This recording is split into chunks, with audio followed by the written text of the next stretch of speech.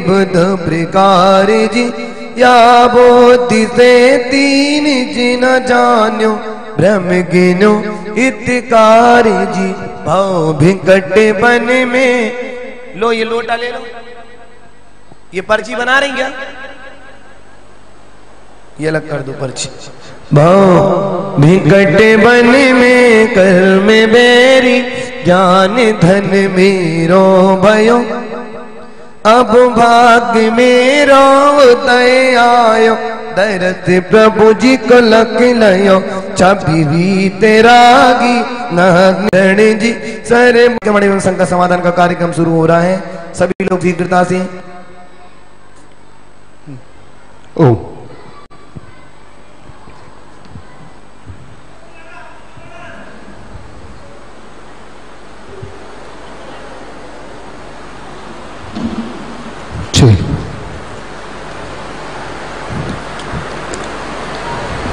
क्या कर रहे हैं? ये सब बाद में करो, प्रतिक्रमण कर लो। ये फाड़ा फड़े नीचे नीचे किसे कचरा कर दिया।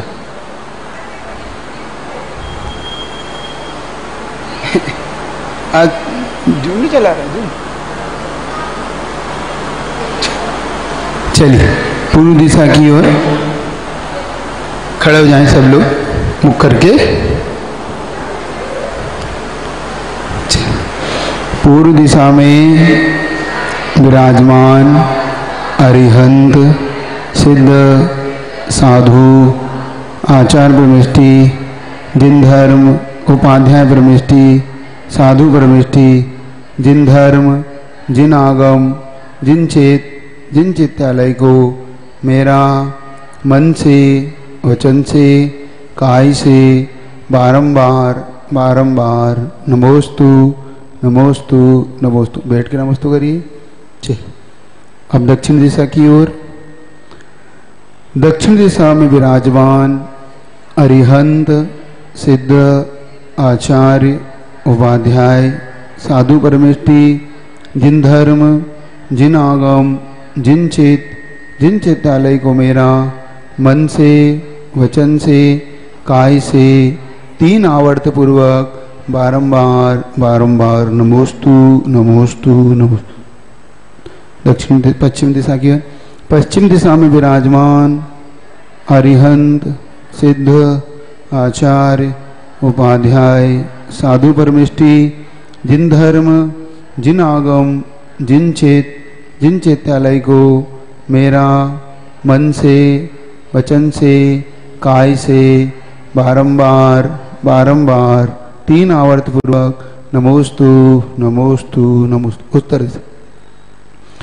उत्तर दिशा में विराजमान जितने अरिहंत परमेष्टि सिद्ध परमेष्टि आचार्य उपाध्याय परमेष्टि साधु परमेष्टि जिन धर्म जिन आगम जिन चित्तालय को मन से वचन से काय से 3 आवर्त पूर्वक बैठकर बारंबार बारंबार नमोस्तु नमोस्तु नमोस्तु।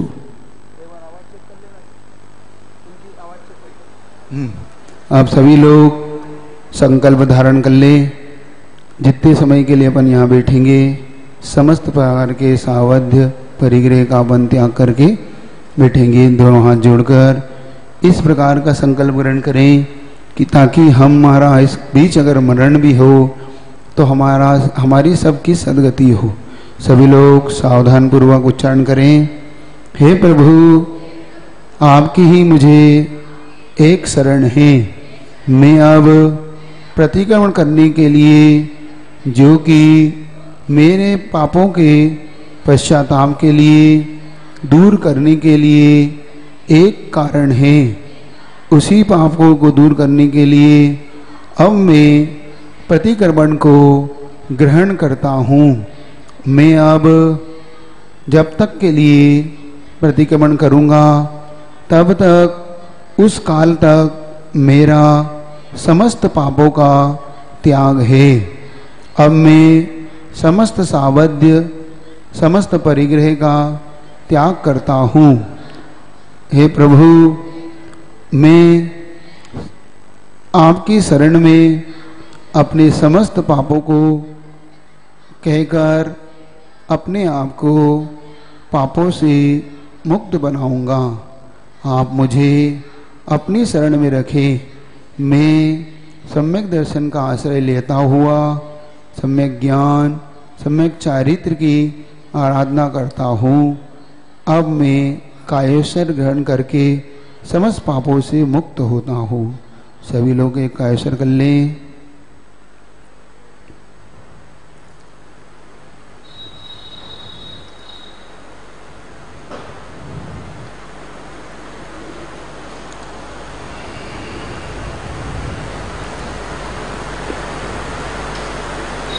चलिए दोनों हाथ जोड़ के धीरे धीरे अपने समस्त पापों को उच्चारण करते हुए प्रभु के समक्ष हम आज अपने अपराधों की क्षमा कराएंगे। ठीक है, चलिएगा। हे प्रभु, अब मैं सब जीवों पर साम्य भाव धारण करके शुभ भावना पूर्वक संयम पालते हुए आर्तरोध का त्याग करते हुए प्रतिगमन करता हूँ। हे जिनेन्द्र, हे देवादिदेव, हे वीतरागी, सर्वज्ञ, हितोपदेशी, अरिहंत प्रभु, मैं पापों के प्रक्षालन के लिए, पापों से मुक्त होने के लिए, आत्मा के कल्याण के लिए, आत्मा के जागरण के लिए प्रतिगमन करता हूँ। यह मेरी प्रतिज्ञा है। हे प्रभु, मैं पापी हूँ, दुरात्मा हूँ, जड़ बुद्धि हूँ, मायावी हूँ, लोभी हूँ और मैं राग द्वेष से मलिन मन वाला हूँ। मैंने जो दुष्कर्म किए हैं उसे हे प्रभु आपके सामने, हे जिनेन्द्र, आपके मार्ग पर चलने की इच्छा वाला मैं आज आपकी शरण में, आपके चरणों में बैठकर निंदा पूर्वक उसका त्याग करता हूँ। हाँ हाँ, मैंने जो दुष्कर्म किए, हाँ हाँ, मैंने मन से बुरे विचार किए, मैंने मुख से दुष्ट वचन कहे, मैं उसके लिए पश्चाताप करता हूँ। मैं भीतर ही भीतर जल रहा हूँ। निंदा और गर्रा से युक्त होकर अब मैं भावपूर्वक आपके समक्ष अपने अपराधों की शुद्धि के लिए प्रतिक्रमण करता हूँ। संसार के समस्त प्राणी जो 84 लाख योनियों में और 199 लाख करोड़ कुल में जिनका जन्म होता है, उनकी अगर मैंने विराधना की हो, उनका घात किया हो, तो मेरा वह अपराध मिथ्या हो। हे प्रभु, एक इंद्री में मैंने जल कायिक जीवों को अगर मारा हो, जल को व्यर्थ फेंका हो, जल को व्यर्थ ढोला हो, और पृथ्वी कायिक में पृथ्वी को खोदा हो, अग्नि कायिक में अग्नि को जबरन जलाया हो, वायु कायिक में पंखे से, कूलर से, एसी से आदि के उपयोग में उस वायु कायिक जीवों का हिंसा की हो, और वनस्पति कायी में मैंने व्यर्थ ही फूलों को, फलों को, घास को उखाड़ा हो, तोड़ा हो, फोड़ा हो, उन्हें छिन्न भिन्न किया हो। इस प्रकार 5 स्थावर त्रस्कायिक में 2 इंद्री, 3 इंद्री, 4 इंद्री, 5 इंद्री, संगी असंगी जीवों का मैंने घात कराया हो, किया हो, करने वालों की अनुमोदना की हो, तो वह मेरा अपराध मिथ्या हो। हे प्रभु, इस संसार में आप ही सर्वज्ञ हैं। आपके चरणों में मैं कुछ भी झूठ नहीं बोलूँगा। अगर मैं आपके समक्ष अपने अपराधों को छिपाता हूँ तो वैसी ही गलती करता हूँ जैसे अग्नि के कोयले को रुई के ढेर में छिपाना। क्या मेरा अपराध आपसे छिप सकता है? कभी नहीं, कभी नहीं, कभी नहीं। हे प्रभु, मैंने अगर आशा से, भय से, लोभ से, स्नेह से 5 प्रकार के मिथ्यात्व का आश्रय लिया हो, मैं अगर मिथ्या दृष्टि बना हूँ तो वह मेरा अपराध मिथ्या हो। आप ही सर्वज्ञ हैं, हितोपदेशी हैं, वीतरागी हैं। आप ही एक सम्यक दर्शन के हेतु हैं। अब मैं आपकी शरण में सम्यक दर्शन को ग्रहण करता हूँ, मिथ्यात्व का त्याग करता हूँ। हे प्रभु, हे विभु, जिन दर्शन पानी छानने में, रात्रि भोजन त्याग में, 5 नंबर त्याग में, मध्य मांस मधु के त्याग में, 8 मूल गुणों के पालन में जो भी अतिचार अनाचार लगा हो वह सब पाप मिथ्या हो, मिथ्या हो, मिथ्या हो। हे प्रभु, मूल गुणों के पालने में मेरे द्वारा जो प्रमाद किया गया, अविनय हुई हो, पूजन करने में अशुद्धि बोला गया हो, मन से, वचन से, काय से, वह अपराध मिथ्या हो। अगर मैंने अभिषेक करने में, द्रव्य चढ़ाने में अगर प्रमाद किया हो, अभिषेक मुझसे गिरा हो, गंधोदक का अपमान हुआ हो, मैंने अभिषेक करते समय राग द्वेष किया हो तो वह अपराध मिथ्या हो, मिथ्या हो। हे प्रभु, अब मैं जिन मार्ग में शंका का त्याग करता हूँ, 8 प्रकार के जो दोष हैं, सम्यक दर्शन के निसंकित आदि जो गुण हैं उन्हें धारण करता हूँ। 8 प्रकार का मद छोड़ता हूँ, 6 प्रकार के अनातन, 3 मूढ़ता, इन 25 प्रकार के सम्यक दर्शन के दोषों का त्याग करता हूँ।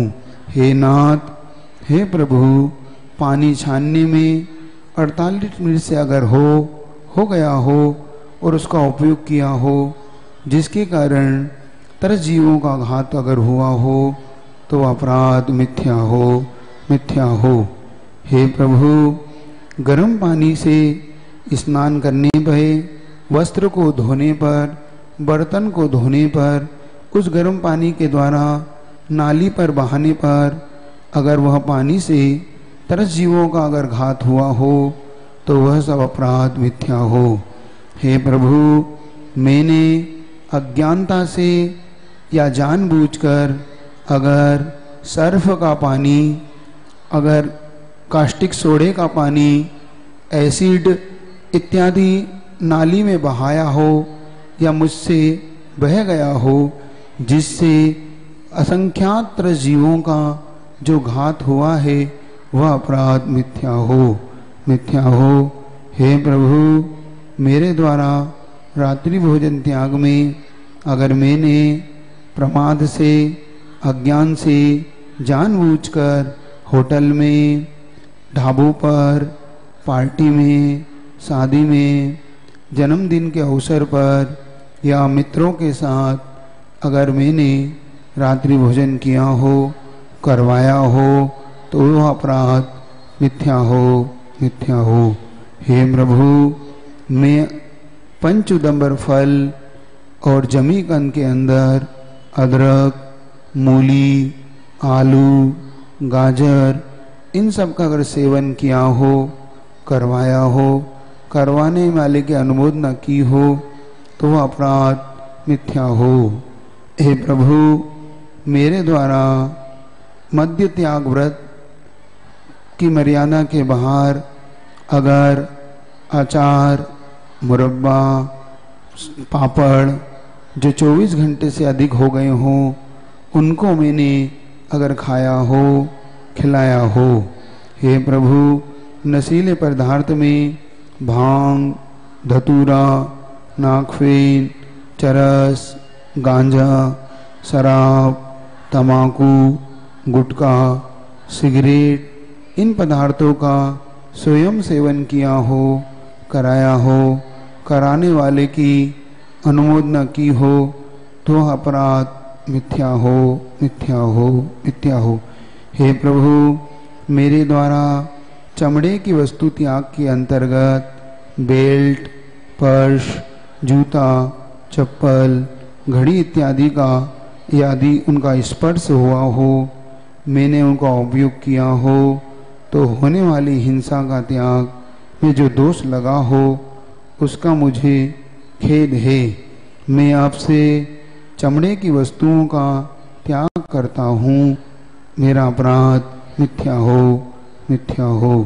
हे परमात्मा, हे विभु, मेरे द्वारा अगर मधु यानी शहद का त्याग के अंतर्गत औषधि के निमित्त से अथवा च्यवनप्राश, हनी, ब्रेड इत्यादि में खाया गया हो अथवा दवाई के रूप में लिया गया हो तो वह अपराध मिथ्या हो, मिथ्या हो। हे प्रभु, जीव दया का अगर मैंने पालन न किया हो, अज्ञानता के कारण वाहन से दो पहिया वाहन, चार पहिया वाहन, पैदल, पैरों के नीचे उन जीवों का अगर घात किया हो, करवाया हो तो वह अपराध मिथ्या हो। ये प्रभु, सप्त व्यसन के अंतर्गत जुआ, मांस, मदिरा, शिकार, वेश्यागमन, चोरी, पर स्त्री रमण, इन 7 व्यसनों से अगर मैंने सेवन किया हो, करवाया हो तो वह अपराध मिथ्या हो।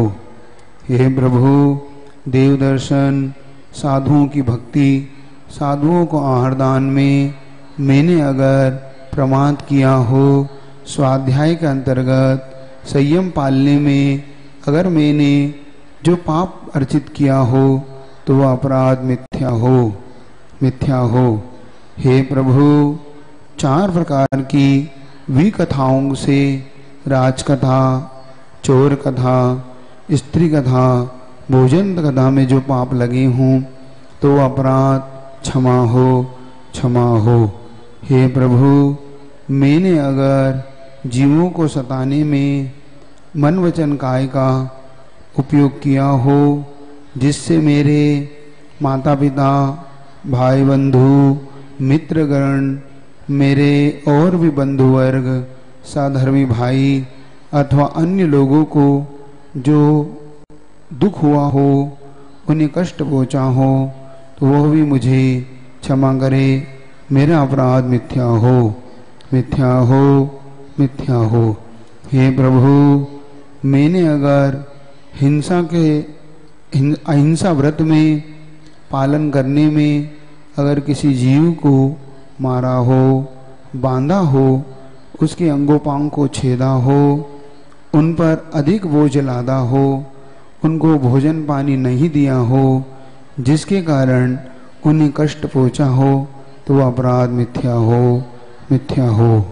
हे प्रभु, मेरे द्वारा असत्य विरति व्रत में या अब असत्य विरति समझ गए ना, मैं अब सत्य या सत्य व्रत में ऐसा बोल दो, सत्य व्रत में पालन करते समय मेरे द्वारा अगर झूठ बोला गया हो, हंसी हंसी में बोला गया हो, क्रोध के कारण बोला हो, लोभ के कारण बोला हो, मान के कारण मैंने झूठ बोला हो, जिससे दूसरे को कष्ट पहुंचा हो, उनका अहित हुआ हो, जिसके कारण उनके मन को चोट पहुंची हो तो मेरा अपराध मिथ्या हो, मिथ्या हो। वे सब मुझे क्षमा करें।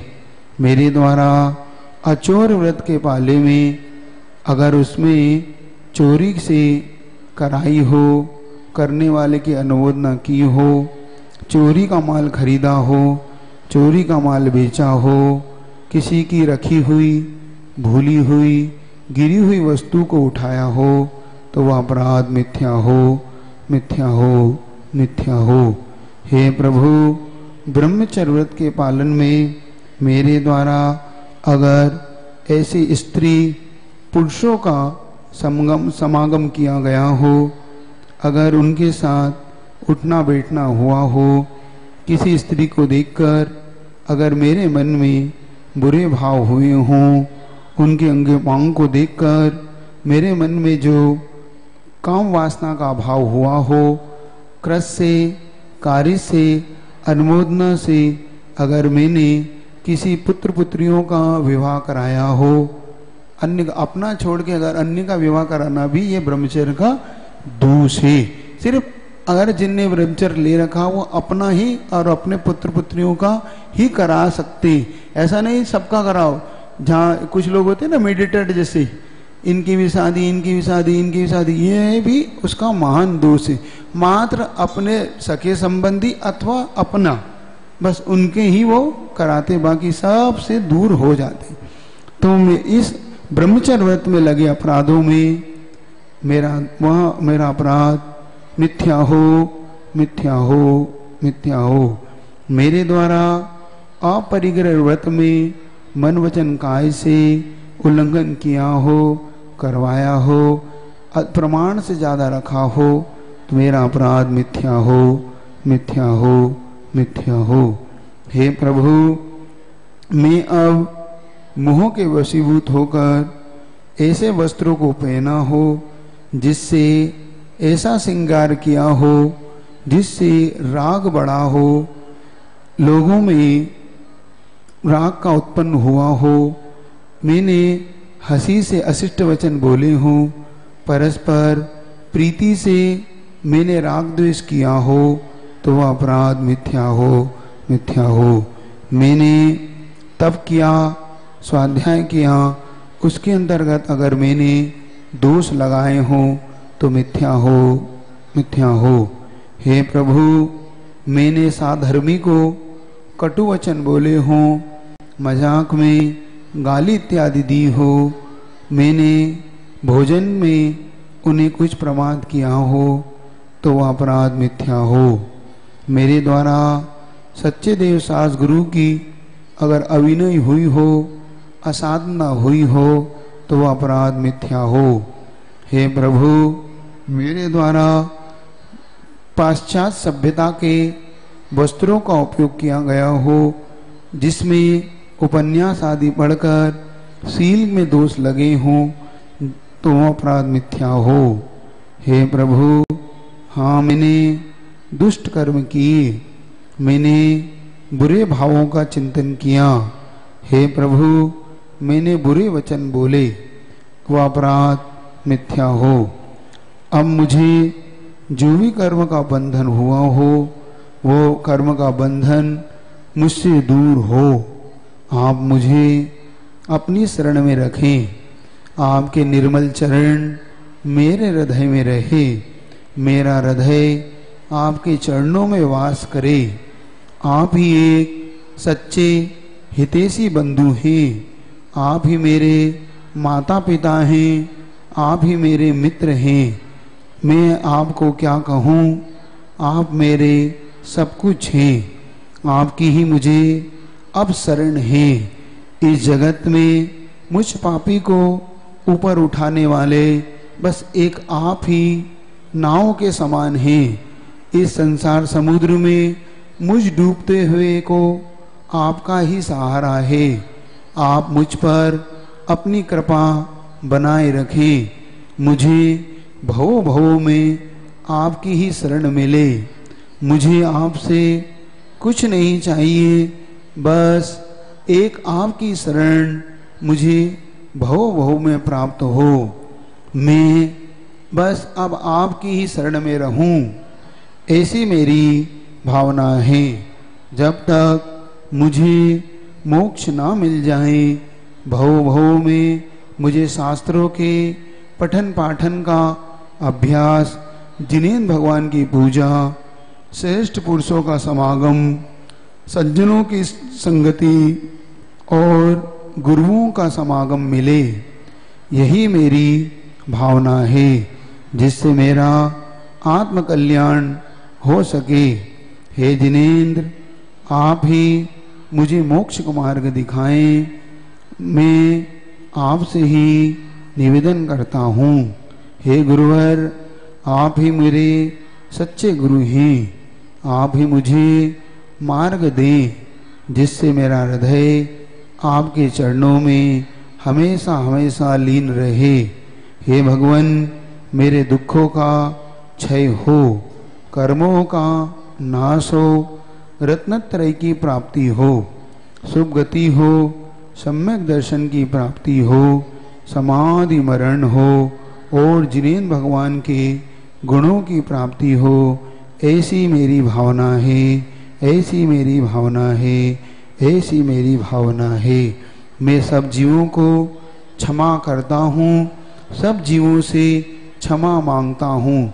सभी मुझे क्षमा प्रदान करें, क्षमा प्रदान करें, क्षमा प्रदान करें। एक कायसर कर ले। गोल्डी, वो पुस्तक उठा लाना जिसमें अपन ने लिखा था, डायरी हो रिंग वाली।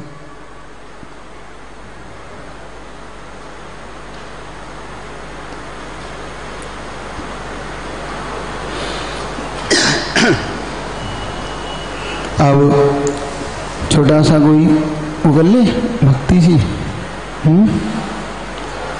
वंदना, कल धूप दशमी कल करें, कल थोड़ा सा लोगों में उत्साह भी रहेगा और समय से आ जाओगे तो आनंद भी आ जाएगा।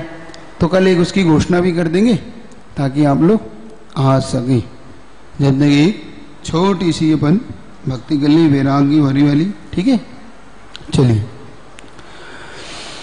संत साधु बन के विचरूं, वह घड़ी कब आएगी। संत साधु, जोर से बोलो। चल पड़ूं में मोक्ष पथ पर, वह घड़ी कब आएगी। चल पड़ूं में मोक्ष पथ पर, हाथ में पीछी कमंडल, ध्यान आत्म राम का। हाथ में पीछ ध्यान आत्म, छोड़ कर घर बार दीक्षा की घड़ी कब आएगी। छोड़ कर घर बार दीक्षा की घड़ी। संत साधु बन के विचरूं, वह घड़ी कब आएगी। संत साधु बन के विचरूं, आएगा वैराग्य मुझको इस दुखी संसार से। आएगा वैराग्य इस दुखी संसार, त्याग दूंगा मोह ममता, वह घड़ी कब आएगी। त्याग दूंगा ममता, वह घड़ी। संत साधु बन के विचरूं, वह घड़ी। 5 समिति 3 गुप्ति, 22 परिसय भी सहूं। 5 समिति 3 गुप्ति, 22 परिसय। भावना 12 जो भाव, वह घड़ी कब आएगी। भावना 12 जो भाव, वह घड़ी। संत संत साधु बन के विचरूं वह घड़ी कब आएगी। संत साधु बन के बाह्य उपधि त्याग कर निज तत्व का चिंतन करूं। बाह्य उपधि कर निज निर्विकल्प होवे समाधि वह घड़ी कब आएगी। निर्विकल्प होवे समाधि वह घड़ी कब आएगी। संत साधु वह घड़ी कब आएगी। चल पड़ूं में मोक्ष पथ पर वह घड़ी कब आएगी। वह घड़ी कब आएगी। वह घड़ी कब आएगी। अब ऐसा सोचा था कि आचार्य भगवान की वह यात्रा आपको कराई जाए, आचार्य भगवान के चरणों तक आपको पहुंचाई जाए।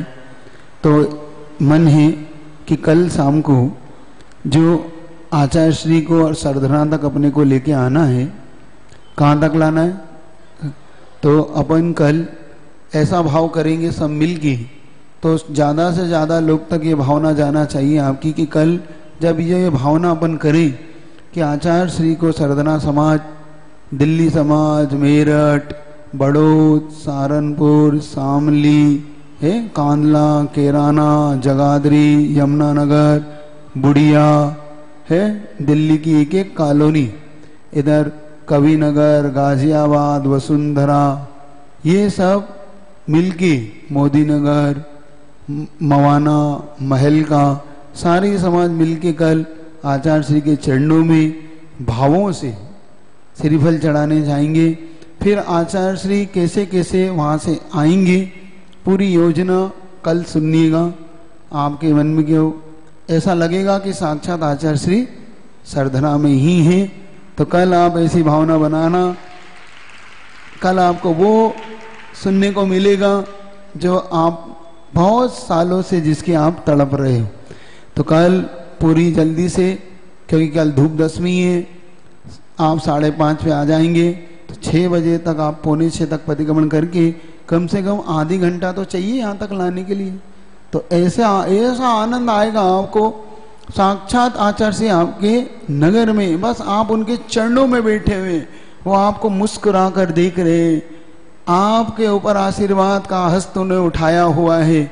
आचार्य श्री पड़घान के लिए निकले हैं, सरधना की एक एक घर से गुजर रहे हैं, और हर व्यक्ति नमोस्तु की हुंकार भर रहा है, तब आनंद आएगा। तो कल सोच के ही आपके रोम रोम पुलकित हो रहे हैं। तो सोचो कल जब आप साक्षात उस विषय को सुनोगे, तो कल पूरी मनोभावना बना के आना, मैसेज डाल देना लोगों को कि कल के लिए तैयार है, विशेष विशेष ध्यान के लिए। ठीक है, चलिए आज शंका समाधान का शुरू करता हूँ। बाहर वाले कोई हो तो शुरू करिए, नहीं तो यहाँ से शुरू कर रहा हूँ। मोबाइल दे। महाराज श्री के चरणों में नमोस्तु। मैं कुछ समय पहले रसी त्याग करता था, जो मैंने कभी दूध की रसी, और उस दिन अष्टमी भी है, तो मैं दूध का त्याग न करके हरि का त्याग करता हूँ, और जब हरि का रसी के दिन हो तब मैं दूध का करता हूँ। तो ऐसा कहाँ कर सकते हैं, अगर आप रसी त्याग कर रहे हैं तो आप, अगर उस दिन हरि का त्याग करने की आपकी अष्टमी है तो आप हरि का त्याग कर ले, और अगर दूध का त्याग करें तो कोई एक रसी त्याग करके आप कर सकते हैं। बहुत अच्छा है, ये अच्छी भावना है, ये अभ्यास कहलाता है। आप बारिश के जल कुएं के जल में क्या अंतर है? बारिश का जल अपने आप में एक प्रकार का अमृत कुंड माना जाता, अमृत जल, क्योंकि बारिश का जल जब सीधा झेला जाता है तो उसमें किसी प्रकार के केमिकल नहीं मिलता, और कुएं में बहुत सारे मिनरल होते हैं जिसके कारण उसका टीडीएस बहुत बढ़ जाता है। तो उस टीडीएस के कारण भी बहुत सारी बीमारियां होती हैं। तो बारिश का जल बहुत अच्छा माना जाता है, एक प्रकार से बहुत मतलब अमृत माना गया। यहाँ तक कि जो औषधि बनती है, दवाइयाँ बनती हैं, उन दवाइयों के बनाने के लिए भी विशेष तौर पर जो वेद होते हैं, डॉक्टर जो वेद बोलते हैं ना, वो लोग उस बारिश का पानी का उपयोग करते हैं, जिससे उस दवाई में कई गुना क्षमता बढ़ती है। आचार्य के द्वारा आजकल टांके की उपयोगिता पर बल क्यों दिया जाता है? टांके इसलिए कहे जा रहे हैं क्योंकि जो आप लोग की शिकायतें हैं कुएं बंद होने की, जो कुएं बंद इसलिए होने लगे कि आपके जो सीवरेज टैंक है उसमें मिलने लगे, जो आपके टैंक होते हैं ना टॉयलेट वगैरह की सीवरेज टैंक, तो वो उससे मिलने लगे। तो आचार्य ने कहा भाई इसके लिए आप सबसे अच्छा ये है कि अपने घर में अच्छा बड़ा टांका बनाए जिसमें 1 लाख लीटर 2 लाख लीटर पानी इकट्ठा हो सके और उसको सुरक्षित रखे। वो पानी आपके पीने इत्यादि में, प्रतिमा इत्यादि के पालन में, और कोई मुनि महाराज आ जाए तो उनको भी नवदा भक्ति पूर्वक उस आहार दान के में भी उपयोग में आ सकता है। इसलिए आप उसका टांका बनाने का आचार्य से बहुत जोर देते हैं। ये बहुत अच्छा पानी क्या माना जाता है। क्या हमारे यहाँ पर भी टांका बन सकता है? हाँ, बहुत अच्छे से बन सकता है। एक अमृत कुंड के नाम से योजना चलाई थी पूज्य प्रमाण सागर महाराज ने। जो ये सिंटेक्स की टंकी आती है जो 3 लेयर वाली होती है, 3 लेयर वाली आती है, बहुत मोटी लेयर होती है उसकी, वो 5-5 हजार लीटर या आप जो सी भी उपयोग चाहें वैसी लीटर 2-2 हजार लीटर की टंकियों को ऐसे छत पर या छत जहाँ से पानी ढलान हो ऐसी वहाँ पर रख के पाइप से उसको जोड़ लें।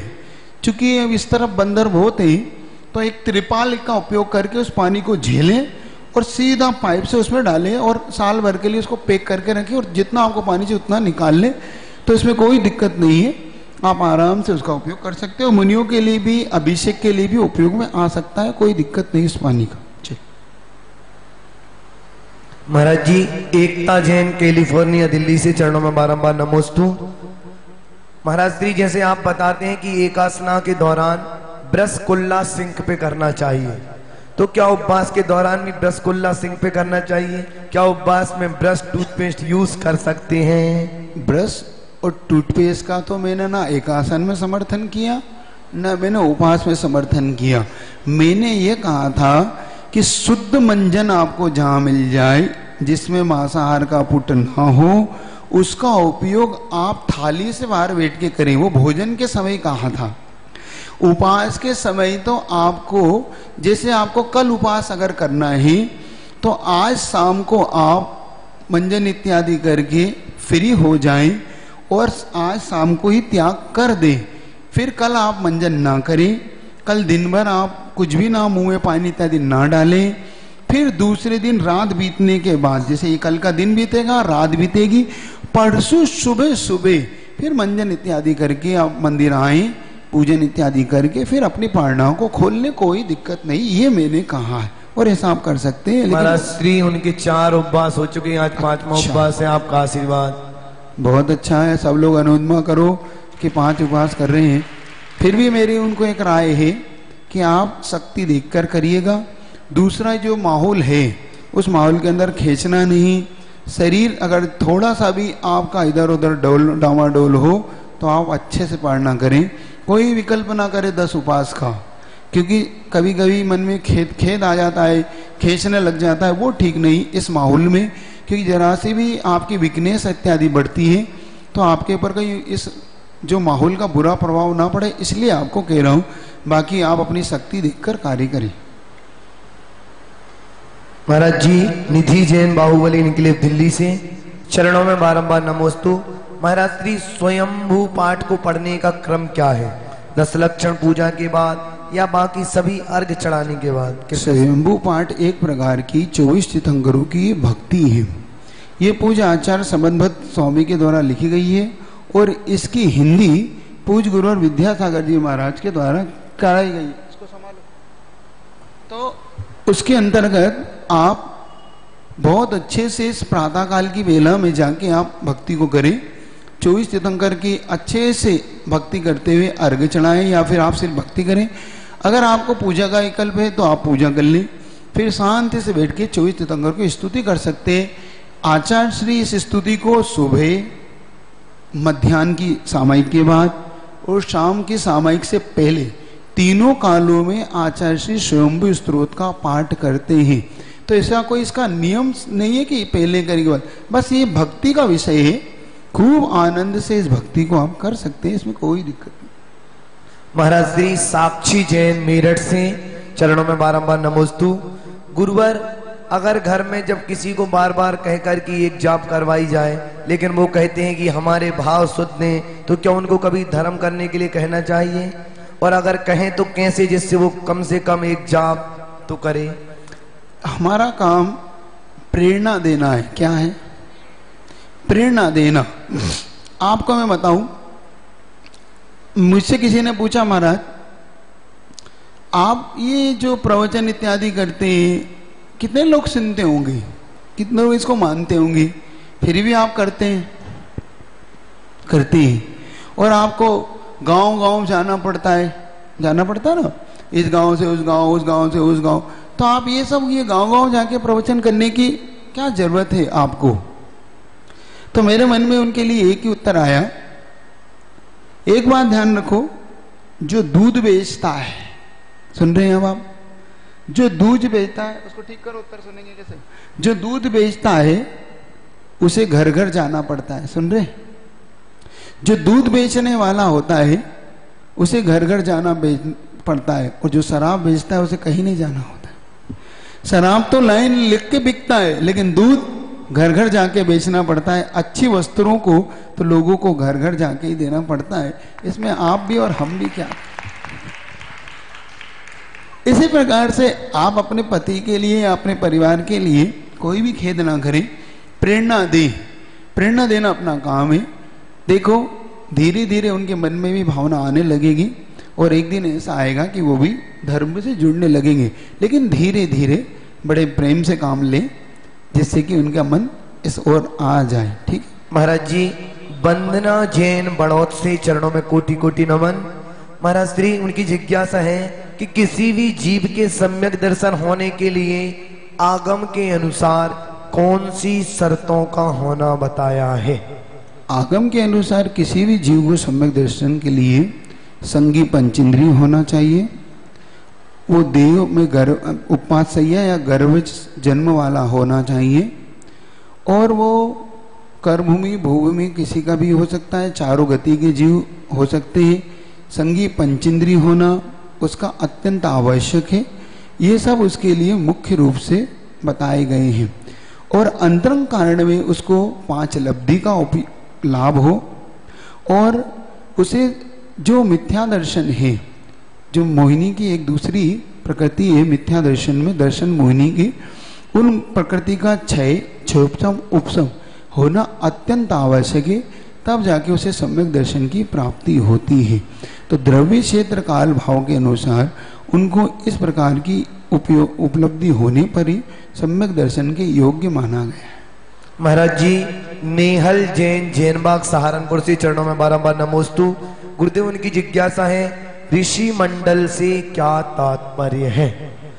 ऋषि मंडल ये एक प्रकार का ये यंत्र है।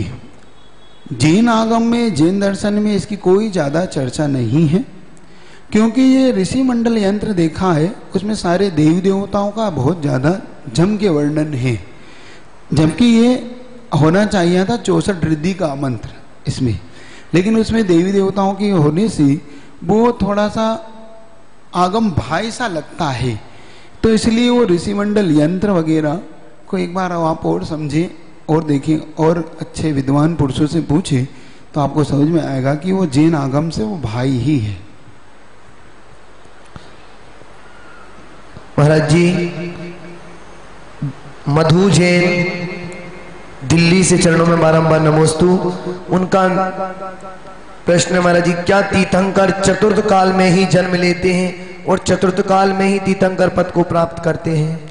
तीर्थंकर पद एक प्रकार की, तीर्थंकर जो प्रकृति का बंध होता है नाम कर्म की, उसको प्राप्त करने पर, बंद करने पर होता है। उसके लिए चतुर्थ काल ही होना चाहिए, चाहे वो विदेह क्षेत्र का शाश्वत क्षेत्र हो अथवा भरत ऐरावत क्षेत्र की 5-5 भूमियां हो। इस प्रकार से 5 विदेह, 5 भरत, 5 ऐरावत, इन 15 कर भूमियों में जब चतुर्थ काल होता है तो विधेय में तो शाश्वत चतुर्थ काल वर्तता है, सिर्फ परिवर्तन आता है भरत और ऐरावत क्षेत्रों में, तो वहाँ चतुर्थ काल। अब कुछ अपवाद एक अलग है, जैसे आदिनाथ भगवान तृतीय काल में ही जन्मे और तृतीय काल में ही मोक्ष चले गए। लेकिन अगर आप उसको गौर से देखेंगे तो उस समय चतुर्थ काल की भूमि का जो वो था वो आ चुका था, मतलब वो काल तृतीय काल जरूर था लेकिन सारा वातावरण पंचम काल या चतुर्थ काल के योग्य बन चुका था। इसलिए भगवान आदिनाथ, और चूंकि हुंडा सर्पणी का काल है तो हुंडा सर्पणी में कुछ विचित्र घटनाएं होना ही है, तो ये भी एक विचित्र घटना है कि भगवान तृतीय काल में जन्मे और तृतीय काल में ही मोक्ष चले गए। बाकी उनका सभी तीर्थंकरों का जन्म चतुर्थ काल में ही होता है। महाराज जी, अर्चना जैन, सूरजमल विहार, दिल्ली से, चरणों में कोटि कोटि नमोस्तु। महाराज श्री उनकी जिज्ञासा है, गुरुदेव विदिशा कितनी होती हैं? क्या विदिशा? दिशा 4 होती हैं, शेष विदिशाएं होती हैं। जो 6 होती है ना आपकी, आग्नेय, नैऋत्य, वायव्य और ईशान, ये तो हो गई 4 विदिशाएं। फिर ऊपर और नीचे, इनको दिशा में ही गिना है, 4 ही दिशा 4 विदिशा, शेष दिशाएं ऊपर नीचे ऐसे करके 10 दिशाओं में उनको गिनते। महाराज जी, लोविस जैन, चरणों में बारंबार नमोस्तु। उनकी जिज्ञासा है, महाराज जी, जीवन में समय समय पर विभिन्न कर्मों का उदय सुबह शुभ फल देते हैं, क्या कर्मों के उदय का कोई निश्चित समय होता है? यदि हाँ तो कर्म उदय का समय कैसे एवं कौन निश्चित करता है? तथा महाराज जी, प्रत्येक श्रावक ऐसा क्या करें कि भूतकाल व वर्तमान के अशुभ कर्म जल्दी झड़ जाएं या उनका लोप हो जाए? कर्मों का समय निश्चित है। कर्मों के समय के उदय में एक चीज आती है, आबाधा काल। थोड़ा सा आप इसको कर्मकांड इत्यादि अथवा किसी व्यक्ति से आप कर्म के बारे में पढ़ेंगे तो आपको समझ में आएगा कि कर्म का जो बंध होता है वो 2 प्रकार से होता है। एक तो अंतः कोड़ा कोड़ी के भीतर और दूसरा कुछ उससे ज्यादा समय को लेकर। तो जो सम्यक दृष्टि इत्यादि होते हैं उनके जो अंतः कोड़ा कोड़ी बंद होते हैं उनका अंतर्मुहूर्त के अंदर भी कर्म का उदय आ सकता है, ये उनके सम्यक दर्शन की विशेषता है। लेकिन जिनकी अंतः कोड़ी से ऊपर जैसे मिथ्या दृष्टि इत्यादियों की जो बंद रही है तो उसके लिए एक आबाधा काल की व्यवस्था आगम में दी हुई है। आबाधा काल का मतलब होता है बंद और उदय के बीच का समय। मान लो जैसे आपने गेहूं खरीदा, नया नया गेहूं था, अब वो नया गेहूं एकदम उपयोग में आप नहीं लेते, उस गेहूं को 6 महीने या 1 साल तक आप अच्छे से पैक करके रख देते हैं, फिर 1 साल बाद उसका उपयोग लेते हैं। तो जो खरीदा और जो उसकी भोजन इत्यादि बनाने के लिए जो उपयोग में लेना था उसके बीच में जो 1 साल समय बीता, इसको बोलते हैं आबादा काल। तो ये आबादा काल उस कर्म के उदय के बीच की व्यवस्था है। तो आगम में अपने आप ऐसी व्यवस्था है कि जैसे एक सागर के लिए 1000 वर्ष उन्होंने रखा है। एक सागर अगर किसी का बंद हुआ है तो 1000 वर्ष उसकी आबादा काल पड़ता है, ये उसके लिए नियम है।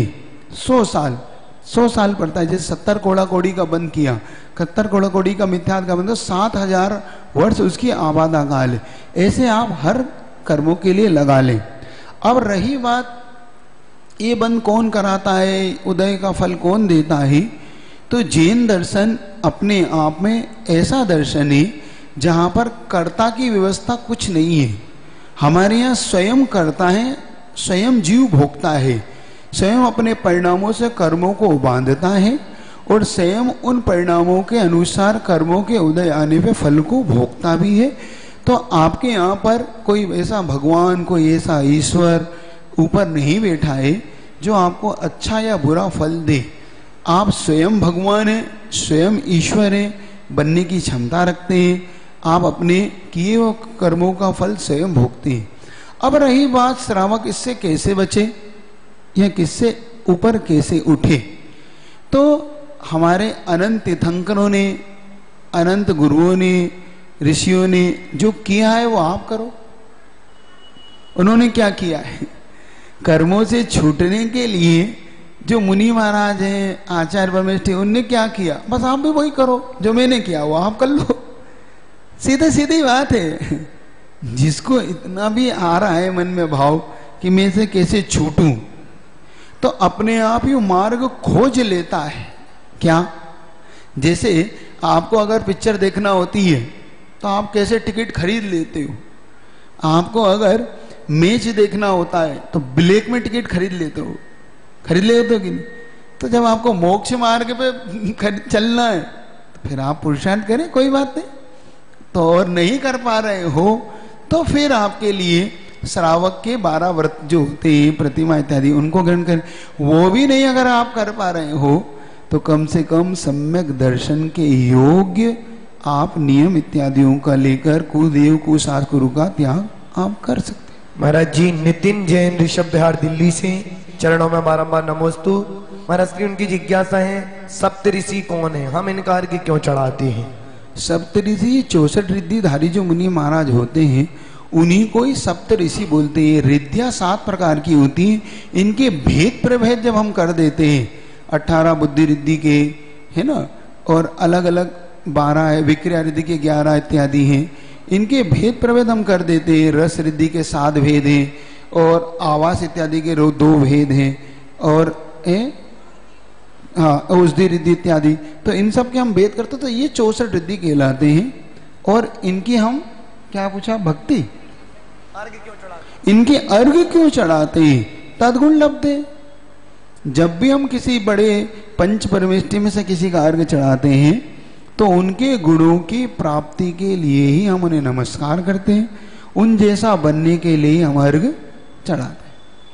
महाराज जी, प्रीति जैन सहारनपुर से, चरणों में बारंबार नमोस्तु। महाराज जी, उनकी जिज्ञासा है पंचम काल में मनुष्यों का कौन सा सहनन और संस्थान होता है? क्या सहनन का प्रभाव कर्मों के आश्रव पर पड़ता है? बिल्कुल ठीक कहा आपने। पंचम काल में 3 अंतिम सहनन होते हैं। आप देखिए, असम प्राप्तिका, कीलक और अर्ध कीलक, ये 3 होते हैं। व्रज ऋषभ नारज, नारज और अर्ध नारज, ये 3 सहनन पंचम काल में नहीं होते। और इनका वास्तव में कर्मों के आश्रव में बहुत बड़ा प्रभाव है, क्योंकि जब मुक्ति में इनका प्रभाव है तो आश्रव में भी इनका प्रभाव है। उनके योग्य जब आप कर्मों का आश्रव करते हैं तो उसके अनुसार ही, क्योंकि शक्ति के अनुसार ही कर्मों का आश्रव और बंध होता है। ये आपकी आश्रव पद्धति के अंदर आप पढ़ सकते हैं कि इनका कितना महत्वपूर्ण स्थान है। शक्ति नहीं होगा तो बंध कैसे होगा? शक्ति के अनुसार ही कर्मों का बंध भी होता है। महाराज जी, विनीत जैन सहारनपुर से, चरणों में बारंबार नमोस्तु। महाराज जी, उत्तम सत्य धर्म क्या होता है? उत्तम सत्य धर्म का बताता हूँ, पहले इनकी थोड़ी सी यहाँ की जिज्ञासाओं को शांत करता हूँ। क्या आचार्य श्री ने भी आपकी वैयावृत्ति की? हाँ, कोई बात नहीं, कल भी बताया था। आचार्य श्री ने हमारी मानसिक वैयावृत्ति बहुत की। क्या? हमारी कायिक मैंने कल बता दिया, उनकी कायिक तो मैंने उनकी नहीं कराने का मौका मिला, लेकिन गुरुदेव ने मानसिकता हमेशा दृढ़ रखी। एक छोटा सा मुझे संस्मरण याद आ रहा आपके इस प्रसंग से। हम लोग अमरकंटक से विहार कर रहे थे, नहीं रामटेक से, 2008 की बात है। 2009 लग चुका था, 8 में चतुर्मास किया था और वहाँ से विहार करते करते 9 लग गया था। तो हम लोगों ने रामटेक से विहार किया। तो रामटेक से हम सिवनी आए, सिवनी से हम छपारा आए। इस बीच में हमारा थोड़ा सा स्वास्थ्य गड़बड़ हो गया। वो हमारा अंतराय के कारण थोड़ा सा स्वास्थ्य बिगड़ा। तो आचार्य महाराज ने हमारे स्वास्थ्य को देखते हुए, कोई बात नहीं, धीरे धीरे चलो, हम पीछे पीछे उनके साथ हो लिए। और वहाँ पर एक लखनादोन नाम का एक गांव पड़ता है छपारा से जब हम चलते हैं तो लखनादोन आके हमें पूरा अंतराय हो गया, पूरा, मतलब पहले ही ग्रास में मुझे अंतराय हो गया। और जब हम भक्ति के लिए पहुंचे आचार्य जी के पास, इरियापद भक्ति में, तो आचार्य जी को बताया तो आचार्य जी कहा अच्छा पूरा अंतराय हो गया, ओह कोई बात, सामयिक कर लो। हम लोग सामयिक के लिए बैठ गए। और न जाने मन में एक भाव आया कि कहीं ऐसा ना हो कि आचार्य जी छोड़ दे हैं। देखो भाव कैसे टकराते हैं। तो हमने 1 बजे सामायिक पूरी करी और 1:05 पे हम बड़े महाराज प्रसाद सागर जी वगैरह वहाँ थे, उनसे कह के हम निकले कि हम धीरे धीरे बिहार कर रहे हैं। हमें उसमें 13 किलोमीटर का बिहार था उस दिन का। हमने पूछा महाराज कहाँ जाना है तुम्हारे? क्या 13 किलोमीटर करीब बिहार है आज। तो हमने कहा महाराज हम धीरे धीरे चल रहे हैं। महाराज ने कहा ठीक है। और 1:30 बजे आचार्य से सामायिक से उठे। हम तो बिहार कर गए 1-2 महाराज को साथ लेके कि चलिए महाराज धीरे धीरे। तो कहा महाराज चलते। और आचार्य महाराज सामायिक से उठे, मंदिर में पहुंचे और मंदिर में पहुंचते ही कहते हैं क्यों विशाल कहाँ है? तो महाराज ने कहा कि वो तो महाराज जी धीरे धीरे विहार कर गए। अच्छा कर गए विहार, मुझे पता था वो रुकना नहीं चाहता। और उनके मन में था रोकने का कि कम से कम अंतराय हुआ है तो ये बाद में आ जाएंगे, 1-2 महाराज को साथ रोक देंगे, ये पीछे पीछे आ जाएंगे, कोई बात नहीं। अब आचार्य श्री थोड़ा सा मन में आया कि देखो ये बिहार कर गए, अब कैसे चलेंगे। और 13 किलोमीटर जाके उस दिन बहुत गर्मी थी और गर्मी स्वास्थ्य थोड़ा सा ढीला था ही, अंतराय अलग हो गया, गर्मी अलग थी। तो जैसे तैसे 13 किलोमीटर हम पहुंच के स्टॉप किया। और जब रात में ठंड पड़ रही थी, दिन में गर्मी थी, तो रात में ठंड के कारण महाराजों ने सोचा कि अंतराय है तो आसपास थोड़ा सा अच्छे से उसको व्यवस्थित करा दिया कमरे को, ताकि एकदम ठंड ना लगे। लेकिन वो ऑक्सीजन की कमी हो गई उस कमरे में। तो सुबह जब हम सामायिक के लिए उठे 3:30-4 पे, तो एकदम से हमें चक्कर सा आने लगा। तो हमने महाराज को थोड़ा संकेत किया, महाराज ना जाने क्यों चक्कर सा आ रहा है। महाराज कोई बात नहीं, वो चक्कर उसका नहीं था, वो कमरा बंद था ना, उसके कारण पैक था। अब थोड़ा सा बाहर आके बैठे, सामायिक इत्यादि की। अब जिन महाराज से हमने कहा था वो महासागर जी थे वो उस समय साथ में। वो आचार्य श्री के पास जैसे सामायिक से आचार्य से उठे वो चले गए। अब आचार्य श्री को उन्होंने जाके बोल दिया कि आचार्य श्री उनको चक्कर आ रहे हैं महाराज जी को, विशाल सागर जी को। तो आचार्य जी कहते पहले ही कहा था, क्यों बिहार करा, इसीलिए तो आगे आगे आ जाते हैं। फिर कहते अब हमें वो आके बता रहा आचार्य श्री बहुत नाराज है, चलो जाओ यहाँ से, आचार्य श्री बोलते। और देखो हमारी बेइज्जती कैसे करी आज। तो और हम थोड़ा सा बाहर आके बैठे, हमें क्या ठंडक से थोड़ा लाभ हो, और हमें लाभ हो भी गया, थोड़ी हवा वगैरह लगी तो अपने आप शरीर ठीक ठाक हो गया। अब आचार्य श्री वैयावर्ती मतलब आवर्त करके उठे, आवर्त करके उठ के हमें दूर से देखा तो दूर से मुस्कुरा दिया। देखो उन्हें तो डांट दिया, हमें देख के मुस्कुरा दिया। और थोड़ा निकट आके बोलते हैं क्यों, क्या हो रहा है। हमने कहा अब ठीक है, उन्हें देख के आधा ठीक हो जाता है साधु। हमने कहा ठीक है, ठीक है कि वहीं पर उस समय कुछ ब्रह्मचारी लोग थे जो आचार्य श्री का विहार करा रहे थे, जो दीक्षा के लिए बहुत दिनों से लगे थे। तो आचार्य जी कहते पैदल चलो, जहां पर पेट्रोल पंप होता वहां तक तो चलना ही पड़ता है। समझिए पेट्रोल पंप, हाँ यहाँ नहीं है पेट्रोल पंप, जहां तक पेट्रोल पंप है वहां तक चलना पड़ेगा। और ये जो लोग खड़े हैं अर्ध सैनिक, आचार्य से उनको ब्रह्मचारी का ये अर्ध सैनिक खड़े, डोली मंगवाऊं, मुस्कुरा के कहते हैं डोली मंगवाऊं। हमें क्या नहीं नहीं हम चल लें। और वो कहते हैं हाँ हाँ आ जाओ आ जाओ। तो आचार्य श्री मानसिक विजयवती करने में उन्होंने कभी चूक नहीं की। मतलब जब जब हमें कोई ऐसी मानसिकता मतलब आया अंतराय उपास के कारण, हमेशा उन्होंने प्रोत्साहन दिया। तो उनसे मानसिक विजयवती तो हमें बहुत मिली, समझ रहे हो कि नहीं। ऐसे मानसिक विजयवती भी की जाती है, कल एक शारीरिक विजयवती बताई थी आपको। तो आचार्य महाराज का एक ये आचार्यों का बहुत बड़ा गुण है, शिष्यानुग्रह कुशले, जो शिष्यों पर अनुग्रह करने में कुशल है, ऐसा आचार्य का एक महान श्रेष्ठ लक्षण होता है। ये पूज्य गुरुवन में ऐसे कई लक्षण कई गुण कूट कूट कर भरे हुए, मैं उनकी कितनी बात बताऊं, आपको संध्या पड़ जाएगी। अब मैंने सोचा है एक बार कि आचार्य श्री के पूरे जीवन चरित्र को ही पढ़ा जाए, ठीक है। आप लोग मन बनाना कि उस जीवन चरित्र की शुरुआत की जाए और उसको आप सुन सकें। देखेंगे अब 10 लक्षण में शुरू करना है कि 10 लक्षण के बाद, क्योंकि समय अपने पास इतना ही सीमित रहता है। या तो संज्ञा समाधान कर लो या फिर आचार्य श्री का चारित्र पढ़ लो। क्या चाहते हैं आप? दोनों चारित्र चाहते हैं, ठीक देख ले जैसा आप चाहते। चलिए, और कोई है संकल्प? चलिए, तो आचार्य से मुनि सिंह जी, मैं शुद्ध कपड़ों में पूजा विधान करती हूँ। अगर कोई चर्म रोगी मेरे पास बैठ जाए तो पूजा के बीच में उठा भी नहीं सकते, बटते भाव खराब होते हैं, क्या करें? देखो, ये हमेशा उन लोगों को ध्यान रखना चाहिए जिनको इस प्रकार का रोग हो, खांसी हो, बुखार हो, उनको स्वयं बचना चाहिए। एक तो माहौल है, उस कारण भी बचना चाहिए। स्वयं को अगर खांसी आ रही है, बुखार आ रहा हो, तो मंदिर बिल्कुल ना आए, अपने घर में ही स्वास्थ्य लाभ लें। जिनको चर्म रोग इत्यादि हो रहा हो, जिनको व्हाइट स्पॉट इत्यादि, फूल इत्यादि हो रहे हों, तो स्वयं उन पूजा करने वाले से एक व्यवस्थित दूरी बिठाकर बैठे, उन पूजाओं को सुने, लेकिन एकदम उसके पास ना जाए, उसकी अशुद्धि ना करे, ये ध्यान रखें। अगर हम संकल्प से निर्जल उपास या नियम ले लेते हैं, पर आवश्यकता पड़ने पर जल रख लें, तो हमने लिया है नहीं है, तो हमको उसका उपास का फल निर्मल। अच्छा, मतलब आपका कहना ये है कि हमने जल को ऑप्शन के रूप में रखा था लेकिन लिया नहीं, लेकिन वो जल उपास ही माना जाएगा। अब देखो, ये बात जरूर है कि लेने और नहीं लेने का फल तो मिलेगा। आपने रख के भी नहीं लिया, ये बहुत उत्कृष्ट चर्या है, लेकिन आपको जो फल निर्जल का मिलना था वो तो नहीं मिलेगा।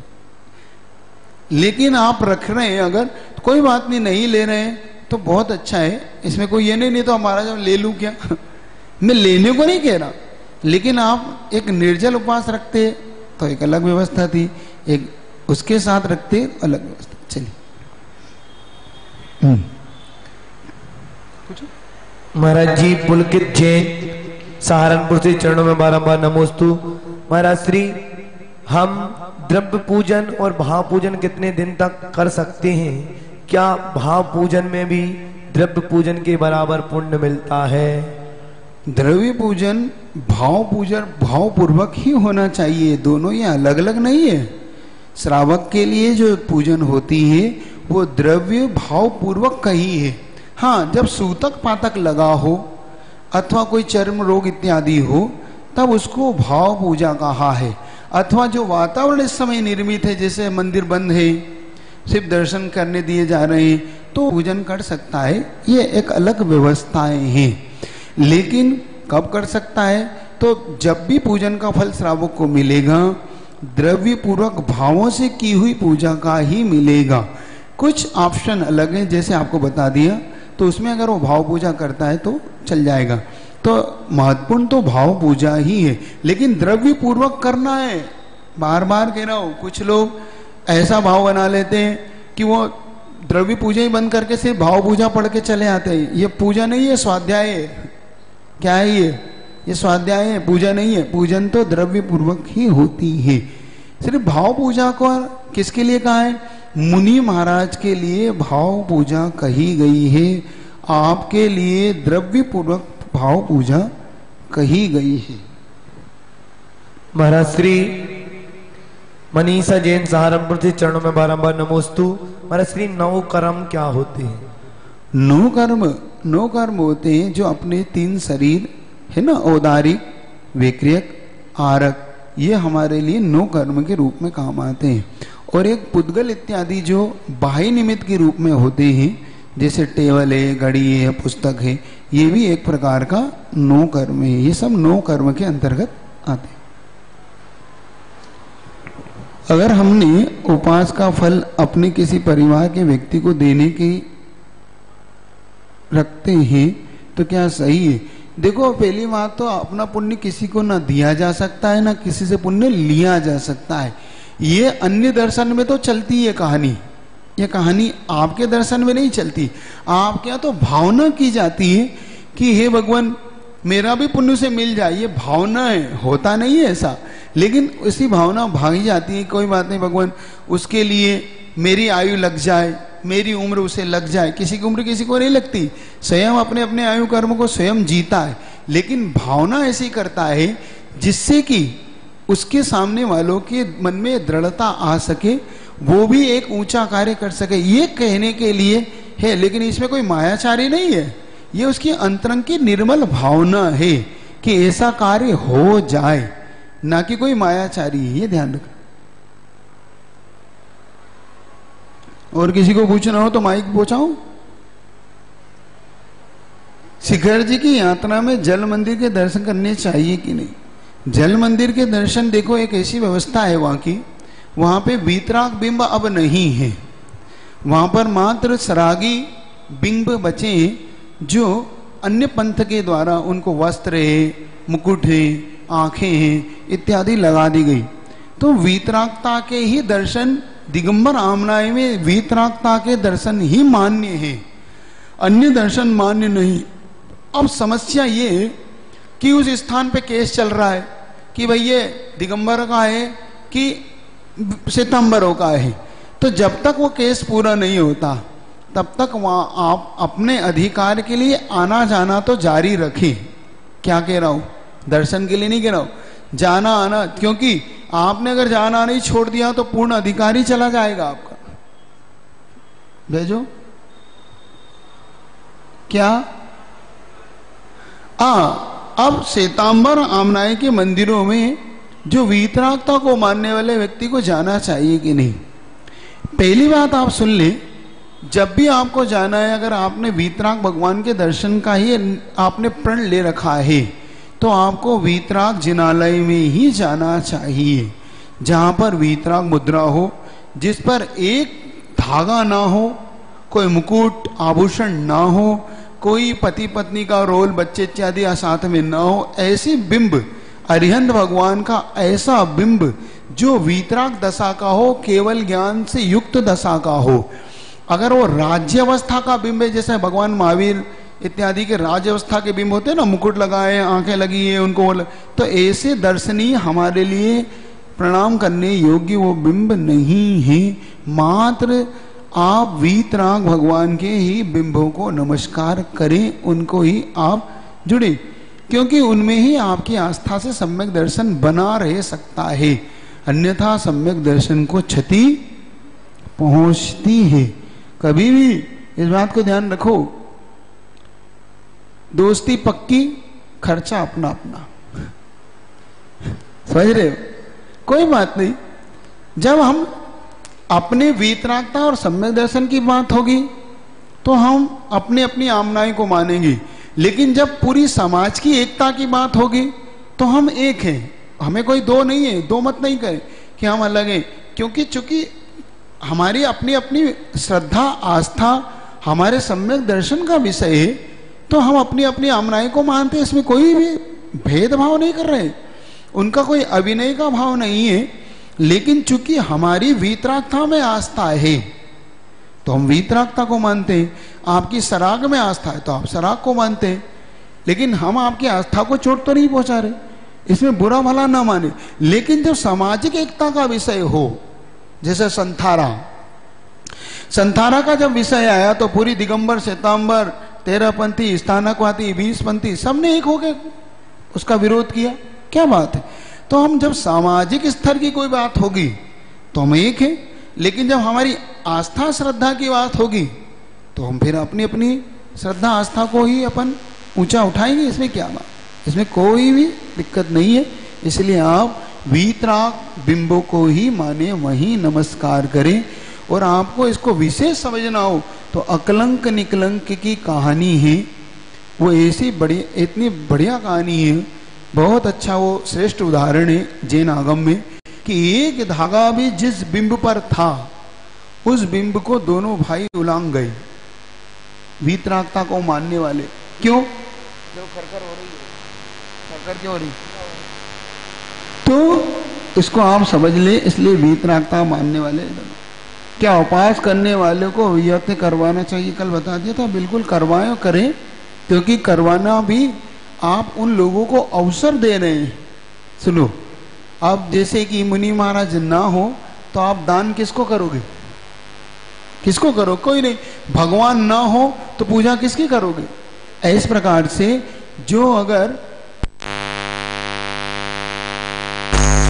इसलिए अवसर दे कि मैं अपनी वैयावृत्ति कराना नहीं चाहता, लेकिन सामने वाले को भी ये लाभ हो सके, तो मैं इस भावना से मैं वैयावृत्ति कराऊं कि मैं कराना नहीं चाहता, लेकिन कम से कम ये अगर मेरे निमित्त से पुण्य कमाता हो तो कोई बात नहीं, थोड़ी बहुत वैयावृत्ति करवा लेना चाहिए, इसमें कहीं बना। मैं आपको बता रहा हूं, एक संस्मरण है, पूज्य सुधा सागर जी महाराज क्षुल्लक अवस्था में थे, तो वो क्या करते थे, वो वैयावृत्ति नहीं कराते थे किसी से, और वो उस समय चटाई लेते थे, चटाई होती ना, तो ठंड का समय था, अब वो चटाई ओढ़कर बैठ जाते थे और उठते ही नहीं थे, क्योंकि उन्हें वैयावृत्ति नहीं कराना थी। और आचार्य श्री से लोगों ने जाके एक बार शिकायत की, आचार्य श्री ये क्षुल्लक जी वैयावृत्ति कराते, बहुत लंबी लंबी समाई करते हैं, सुन रहे हो कि नहीं, चर्चा करने लगे, सुन रहे हो, इधर सुनो, तो ये क्षुल्लक जी वैयावृत्ति नहीं कराते, बहुत बड़ी बड़ी सामायिक करते हैं, उठते ही नहीं है। आचार्य श्री के अच्छा बड़ी सामायिक करते हैं क्षुल्लक जी, एक काम करना, कल धीरे से वो चटाई खींचना, देखो आचार्य श्री भी कैसे। तो उन्होंने, महाराज जी वो नाराज हो जाएंगे, कुछ नाराज नहीं, मैं कहना मैंने कहा है, आचार्य श्री ने बोला कहना मैंने कहा था इसलिए चढ़ाई खींची, ठीक। अब सामायिक हो गई, 1 घंटे बाद आचार्य श्री जब सामायिक से उठ गए तो उन महोदय ने धीरे से हिम्मत करके, अब क्षुल्लक जी तो अंदर क्या करते थे, सामायिक के बाद ऐसे घुट-पुट करके बैठ जाते थे ताकि लोग चले जाए, उसके बाद हम लेटेंगे। तो जैसे ही उन्होंने चटाई को खींचा तो क्षुल्लक जी तो ऐसे बैठे, तो उनके आ रहे क्षुल्लक जी की तो सामायिक हो गई, लेकिन ये वैयावृत्ति नहीं करा रहे। तब आचार्य श्री ने उनको दूसरे दिन समझाया, आप वैयावृत्ति क्यों नहीं कराते? तो कहते हैं आचार्य श्री आप इतने जवान लोग हैं हम लोग, अब हम लोग वैयावृत्ति कराएं अच्छा लगता है क्या? तो आचार्य श्री के जवान तो मैं भी हूं, तुम ही जवान हो, जवान तो मैं भी हूं, लेकिन अगर हम वैयावृत्ति कराना बंद कर देंगे, 2 मिनट के लिए कराओ, 5 मिनट के लिए कराओ, अगर हम वैयावृत्ति कराना बंद कर देंगे तो जिस दिन किसी साधु को वैयावृत्ति की आवश्यकता है तो ये श्रावक लोग कभी उनकी वैयावृत्ति नहीं करेंगे, ये सोचेंगे कि वैयावृत्ति कराना तो, क्योंकि एक ऐसा भी मत फैल चुका है, सुनो सावधानी से, एक ऐसा भी अपने पंथ हो चुका है जो ये कहता है कि साधुओं को अगर आप तेल घी लगाते हो तो उनका आहार हो जाता है। सुन रहे हो, ये भी एक भ्रमक फैलाया जा रहा है कि मुनियों को अगर तेल घी से अगर पैरों में वैयावृत्ति करते हो तो उनका भोजन, रात्रि भोजन का उनका त्याग मिट जाता है, उन्हें रात्रि भोजन का दोष लगता है।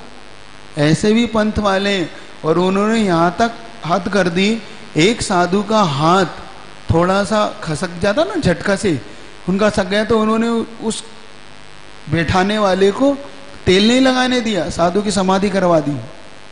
ऐसे भी निकृष्ट लोग हैं, इसलिए आगम में वैयावृत्ति शब्द आया है, इसलिए आप अपने साधर्मी को वैयावृत्ति करने का अवसर दें, ऐसा ना दें कि आप वैयावृत्ति नहीं कराओ, समझ रहे हो कि नहीं सब लोग उपास वाले, आराम से दे कराएं, प्रेम से। हाँ, वैयावृत्ति करने वाले उन पर चढ़ ना बैठे, हाँ पता पड़ा 4 उपास 5 उपास है तो ऐसे दबा रहा कि सामने वाला कह रहा अब तो ज्यादा दर्द होने लगा, ऐसा नहीं करना, उन्हें बिल्कुल प्रेम भाव से जितनी उनकी आवश्यकता हो उतनी वैयावृत्ति करना।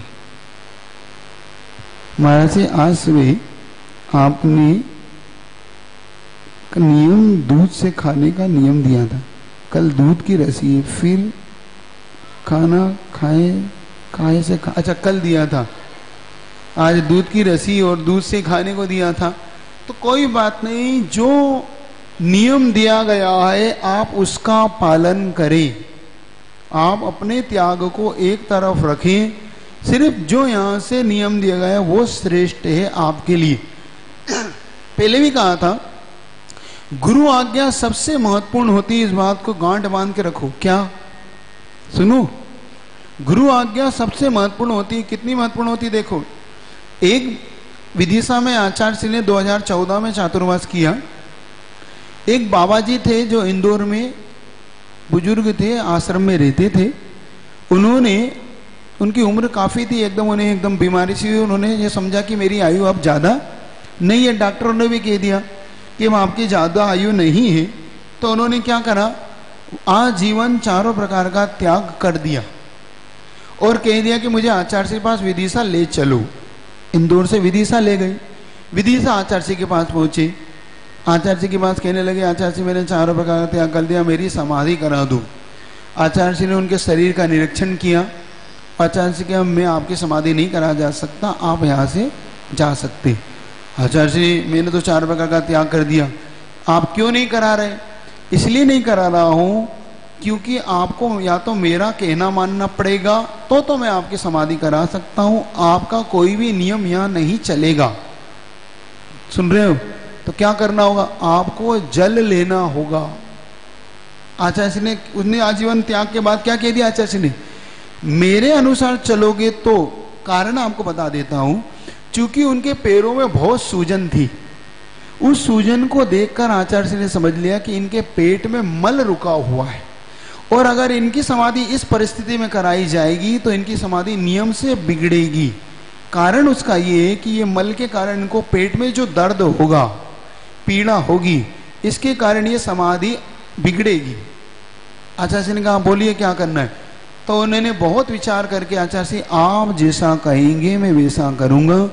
आचार्य ने उनको धीरे धीरे जल देना शुरू किया। कम से कम 8 से 15 दिन तक उन्हें जल दिया गया, जिससे उनकी वो सारी मल पूरा भार निष्कासित हुआ, उनके पैरों की सारी सूजन उतरी। फिर आचार्य श्री ने उनको धीरे धीरे उपवास कराना शुरू किया। उन्होंने 9 या 10 उपवास के साथ यम संलेखना की। यम संलेखना जानते हो? अगर ये होता है गुरु का कहना, तो आप मात्र कहना माने, आप इफ बट ना करें, क्या है मेरा नियम था, नहीं, उन्होंने जो नियम दे दिया वो नियम है हमारे लिए, जो नियम उनके द्वारा दिया गया। हाँ, आप उनसे निवेदन बाद में जाके कर ले कि महाराज आपने जो नियम दिया और मेरा ऐसा नियम है, आप बताएं मुझे ये पालू कि ये पालू। वो कहते नहीं ये पालो, तो फिर वही पालो, कोई टेंशन मत करो, क्योंकि ये काम टेंशन पालने का काम उनका है। सर बताओ, टेंशन पालने का काम उनका है जिनको हमने समर्पण कर दिया, हमारा काम नहीं। जैसे हमारा टेंशन हम नहीं पालते, हमारा टेंशन कौन पालता है? हमसे लोग पूछते महाराज आपको कोई विकल्प नहीं होता? जब वो मेरा विकल्प कर रहे हैं, गुरु महाराज हमारा वहां बैठ के सारे शिष्यों का विकल्प करते, तो शिष्य क्यों विकल्प करे? जब उनके हाथ में सब कुछ सौंप दिया तो वो सब विकल्प कर दे। इसलिए टेंशन नहीं करो, जैसा कहा वैसा करो। चलिए ठीक है, इतना रखें। सम्यक दर्शन की प्राप्ति के लिए मिथ्या सरागी देवताओं को छोड़कर ही प्राप्त होती है या कुछ और भी नियम लेना पड़ते हैं, जैसे रात का खाना, आलू प्याज, इसमें कुछ मत। सम्यक दर्शन की प्राप्ति के लिए तो उन्होंने सच्चे देव सास गुरु की आज्ञा का पालन कहा है। और भगवान की आज्ञा क्या है? 3 ही तो आज्ञा है आपको, जल छानकर पीना, रात्रि भोजन का त्याग और देव पूजा। ये एक जैनी का आचार है, ध्यान रखना। जैनी का आचरण, जैना इसको बोलते कुलाचार, कुल के अनुसार आचरण और उनके अनुसार ही सम्यक दर्शन की प्राप्ति होती है। जैसे एक धीवर है, तो धीवर को आचार्य ने क्या नियम दिया, तुम्हें एक मछली छोड़ना है।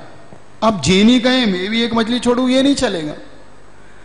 उन्होंने भील को कहा तुम कौवे का मांस छोड़ दो, तो भील के लिए तो ठीक है, लेकिन जैनी के लिए ठीक नहीं है। तो जिसका जैसा कुलाचार है, उस कुलाचार के अनुसार सम्यक दर्शन की प्राप्ति भी वैसी ही होती है। तो आपको जो आज्ञा जैन कुल में रह के दी गई है तीर्थंकर भगवान के द्वारा, उसका पालन करें, तभी आपको सम्यक दर्शन की प्राप्ति होगी। सच्चे देव सास गुरु की प्राप्ति तो हो गई आपको, आपने कुदेव कुशास का त्याग भी कर दिया, लेकिन उनकी आज्ञा जो चौथे गुण स्थान की योग्य है उसका तो पालन करना ही होगा। 8 शंका आदि दोष, 8 मद, 6 अनायतन और 3 मूर्ता, इनसे विशेष तौर से बचिए, यही सम्यक दर्शन का हेतु है। हम बता दिया हो आपको मंदिर जाना कि नहीं, कौन से। अगर भगवान का अभिषेक करते हुए प्रतिमा जब हिल रही हो और कोई व्यक्ति प्रतिमा जी अपने हाथों से पकड़ ले, हम उसके बाद अभिषेक करना चाहिए? अगर करना चाहिए तो क्या गंधोदक शुद्ध रहेगा? इसमें कोई दोष नहीं है। ये लकीर के फकीर मत बनो। उन्होंने प्रतिमा को सुरक्षित करने के लिए पकड़ा है, ना कि कोई उन्हें जानबूझ के लिए पकड़ा है। क्योंकि इतने लोग जब अभिषेक करते हैं तो टेबल हिल सकती है, और टेबल हिलने के कारण अगर हम प्रतिमा को सुरक्षित करते हैं पीछे से तो कोई दोष नहीं है। करें और बाकायदा आप अभिषेक करें। गंधोदक कभी अशुद्ध नहीं होगा। भावों को शुद्ध तो करो, भाव तो अशुद्ध कर रहे हो, गंधोदक शुद्ध चाह रहे हो, तो भावों को भी शुद्ध रखो, गंधोदक भी निर्मल बनेगा। इतना ही रख लो। कल आपकी जिज्ञासा है, शेष कल करेंगे, अभी आप जाप करेंगे, ठीक है? अब मैं देखो, मैंने पहले ही कहा था, अब तुम 5:45 पे तो आए, मैंने कहा था 5:30 पे आ जाओ। कल विशेष मेरा मन है, आप जितने लोग आए फिर से सुन ले। कल आचार्य श्री को कितने लोग सरदना बुलाना चाहते हो, मुझे हाथ खड़ा करके दिखाएं। तो कल आपको ऐसी युक्ति बताऊंगा, कल ठीक 5:30 पे आप उपस्थित हो जाएं। जो ने जिन लोगों ने आचार्य श्री को सरदना बुलाने के लिए हाथ खड़े करें, कल 5:30 पे उन्हें उपस्थित होना है। तो मानूंगा कि आपको आचार्य श्री को बुलाना है, नहीं तो मैं मानूंगा कि नहीं, आपको सिर्फ फेंक फांक थी जबरन की, हाथ खड़े कर दिए सिर्फ आचार्य महाराज जी को दिखाने के लिए है। क्योंकि कल धूप दशमी है। कल कितने लोग का उपास है? धूप दशमी का कितनी महिलाओं का उपास है? अब उनको कुछ लेना तो नहीं है, भोजन पानी कुछ कायोसर कर लो। आप लोग अपने उपास का कायोसर कर लें कल धूप दशमी, और बाकी महिलाओं को नहीं करना है। पुरुष लोग क्या हैं कल धूप दशमी के उपास किसी की? ये हाँ, बहुत अच्छे करें। सुगंध दशमी का ये महत्वपूर्ण उपास है। ये महिलाओं को विशेष तौर से करना चाहिए। क्यों करना चाहिए बता देता हूं। एक ऐसी महिला हुई है जिसका नाम दुर्गंधा था। वो दुर्गंधा ने एक बार एक मुनि महाराज का अपमान किया था कई भव पहले। उस भव के उस अपमान के कारण वो नरक गई। नरक से तिरंचनी हुई, गधी हुई, कुतिया हुई। वहां से भटकती भटकती एक धीवर के यहाँ पे पैदा हुई। उस धीवर के यहाँ पे पैदा होने के बाद उसका शरीर से ऐसी दुर्गंध आती थी कि कोई उसे पसंद नहीं करता था। इसलिए वो वहीं पे वो नाव इत्यादि चला के अपना जीवन यापन करती थी। एक दिन उसे एक मुनि महाराज का दर्शन मिला। उसने अपनी पूरी कथा पूछी कि महाराज मेरे साथ ऐसा क्यों। तब महाराज ने उसे सुगंध दशमी के व्रत दिए थे, और उसके बाद उसका जो भाव बदला है वो सारी कथा सुगंध दशमी की कल आप पढ़िएगा। पूरी कथा है, कल आपको हो सका तो बताने का पुरुषार्थ करूंगा। लेकिन आप इस बात को ध्यान रखें, तो आप लोग महिला वर्ग 10 साल में 10 उपास तो करना है। कितने साल में करना है? 10 साल में 10। एक साल में एक ही करना है। तो कर सकती है महिलाएं? नहीं, जो कर जिनकी यथाशक्ति हो, वो जो महिलाएं, लड़कियां हैं, बच्चियां हैं, वो इस उपास को जरूर धारण करें। जिनके नियम है किसी अन्य उपास की वो कोई बात नहीं, वो बाद में कर ले, लेकिन अपने जीवन में ये उपास जरूर करना, ये मैं कह रहा हूं। ठीक है? पुरुष वर्ग को भी तो दो कोई उपवास। पुरुष वर्गों के लिए तो बहुत सारे उपास है, वो करना चाहे तो पूरी कर सकती।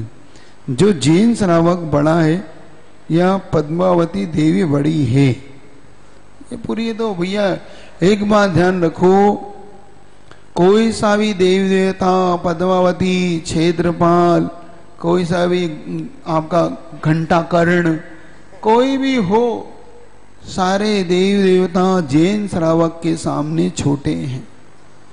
जो सम्यक दृष्टि जैन श्रावक है वो उपास कर सकता है, ब्रह्मचर्य धारण कर सकता है, नियम ले सकता है, लेकिन देवी देवता किसी भी कंडीशन में उपास नहीं कर सकते। यहां तक आगम में आया उन्हें संयम की गंध भी नहीं आती। सोचिए आप, ये देवी देवता, कभी इसको और विस्तार से कभी पूछना, आपको शुरू में देना मुझे, तो शुरू में ही पूछूंगा आपसे। अभी आप इतने रखें, जाप का समय हो गया, अपन सब जाप के लिए तैयार हो जाएं। हैं आप लोग जाप के लिए तैयार हो, सीधे बैठे, आनंद से भरे, अच्छे से बैठे, बिल्कुल बिल्कुल एक आसन लगाकर बैठे, बढ़िया, ठीक है, कोई विकल्प नहीं, कोई आ जाओ अब। हाँ, जमीन से जुड़े रहो, जमीन से ऊपर उठोगे तो ठीक नहीं, जमीन से जुड़ो, जमींदार बनो। देखो, हम चौकी पे बैठते, हम चौकीदार, तुम जमीन पे बैठते, तुम जमींदार। बताओ, हम तो चौकीदार हैं, मैं भी चौकीदार, मैं भी चौकीदार, मैं भी तुम सब हो जमींदार इसलिए ठीक है, चलिएगा। आनंद से भरिए, ओम ह्रीम नमः शिवाय की आप जाप करिएगा। निर्विकल्प हो जाइए, रीढ़ सीधी, गर्दन सीधी, आसन सीधा, आंख बंद, गर्दन को सीधा रखिए।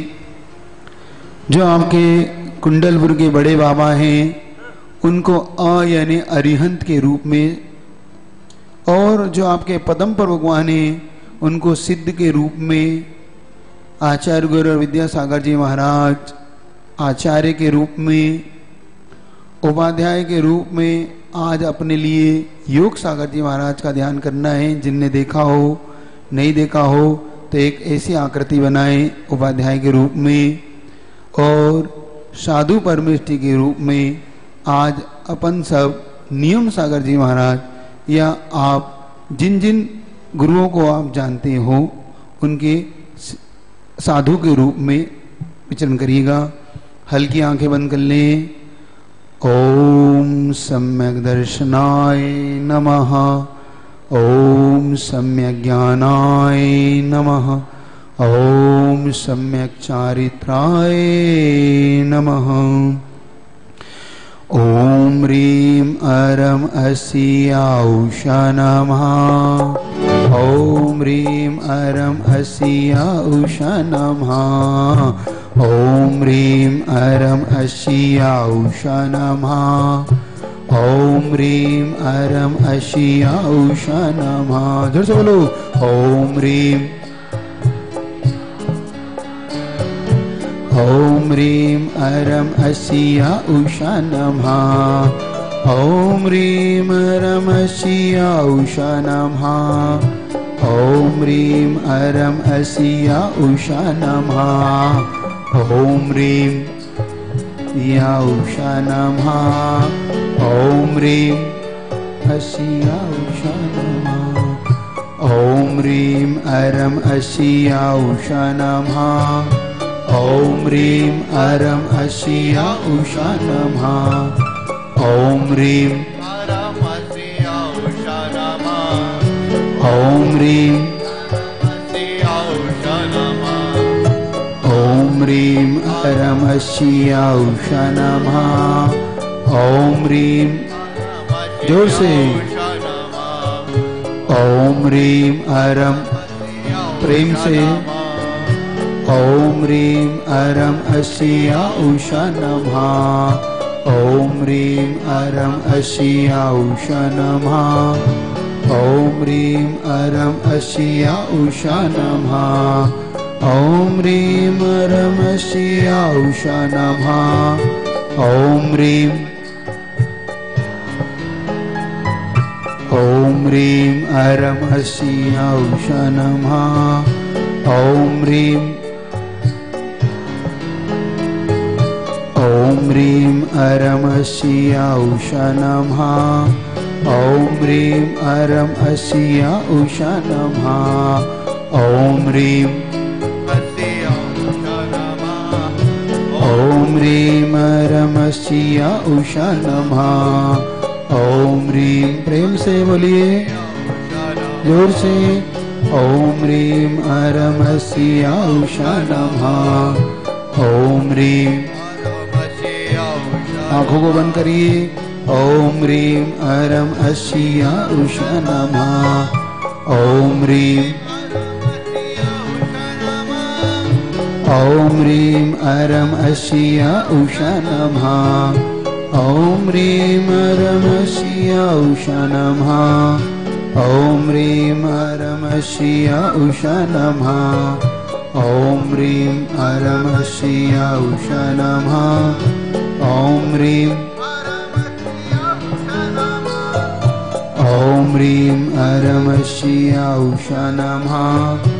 ॐ ह्रीं अरमशिय उषा नमः। ॐ ह्रीं जोर से प्रेम से ॐ ह्रीं झूम के ॐ ह्रीं अरमशिय उषा नमः। ॐ ह्रीं अरमशिय उषा नमः। ॐ ह्रीं अरमशिय उषा नमः। ॐ ह्रीं अरमशिय उषा नमः। ॐ ह्रीं अरमशिय उषा नमः। ॐ ह्रीं अरमशिय उषा नमः। ॐ ह्रीं प्रेम से बोलो ॐ ह्रीं अरमशिय उषा नमः। ॐ ह्रीं अरमशिय उषा नमः। ॐ ह्रीं अरमशिय उषा नमः। ॐ ह्रीं अरमशिय उषा नमः। ॐ ह्रीं अरमशिय उषा नमः। ॐ ह्रीं अरमशिय उषा नमः।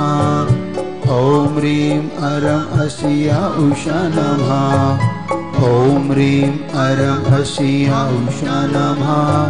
ॐ ह्रीं अरमशिय उषा नमः। ॐ ह्रीं अरमशिय उषा नमः। ॐ ह्रीं अरमशिय उषा नमः।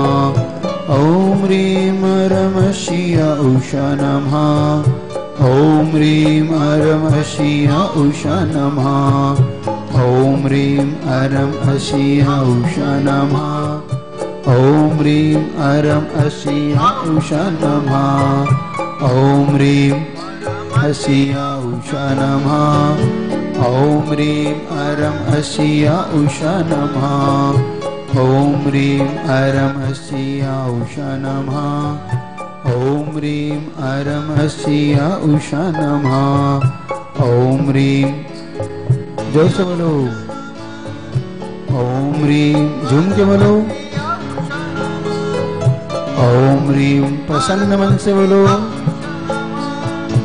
ॐ ह्रीं अरमशिय उषा नमः।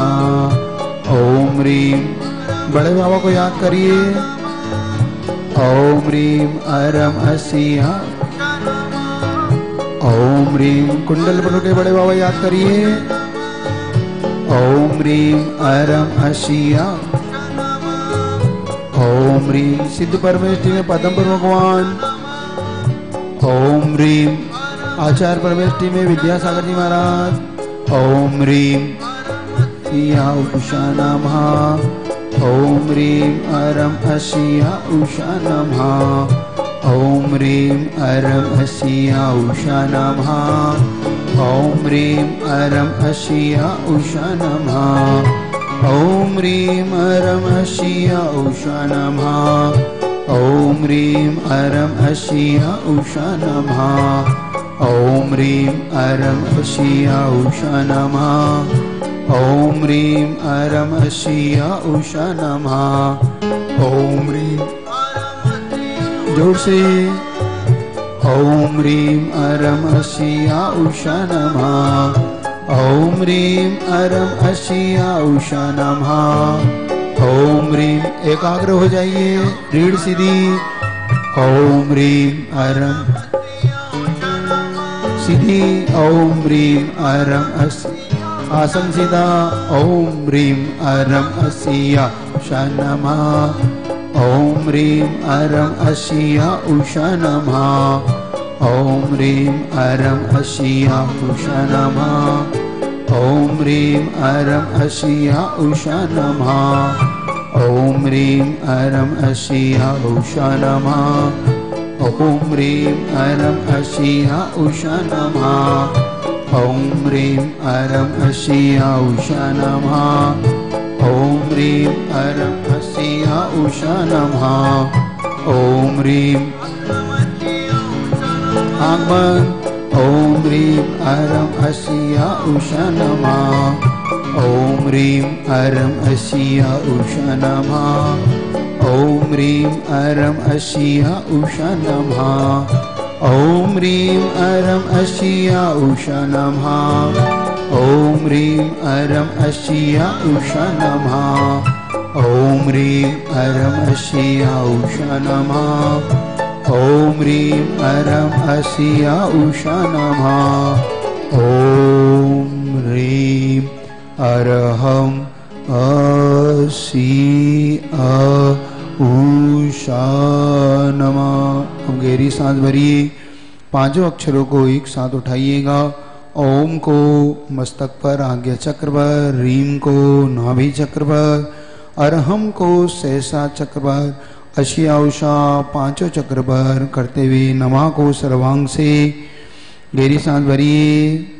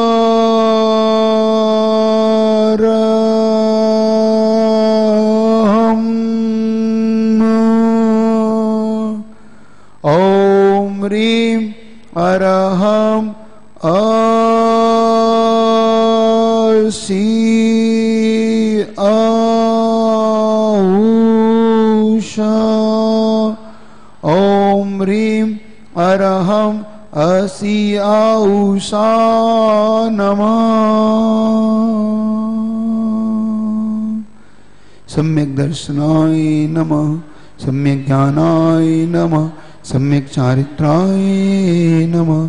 पूरी ऊर्जा को भरिएगा, दोनों हाथों को रगड़िएगा, पूरे शरीर पर उस ऊर्जा का स्पर्श कराते हुए सभी पंच परमेष्टि का आभार मानते हुए बड़े बाबा का, कुंडलपुर के बड़े बाबा पदम भगवान आचार्य गुरुवर योग सागर जी महाराज और मुनि पूज्य मुनि नियम सागर जी, इस प्रकार से सभी मुनियों का उपकार मानते हुए एक कायशर करिए, 9 बार भगवान पढ़ लीजिए।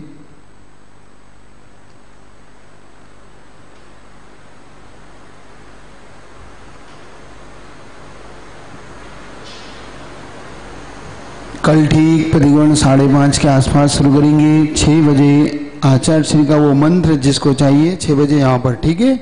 दो वहाँ पर 5:30 से 6 के बीच में यहाँ पर प्रतिगमन, और उसके लिए आप तैयार रहें अगर आपको सरदरा बुलाना हो तो, ठीक है।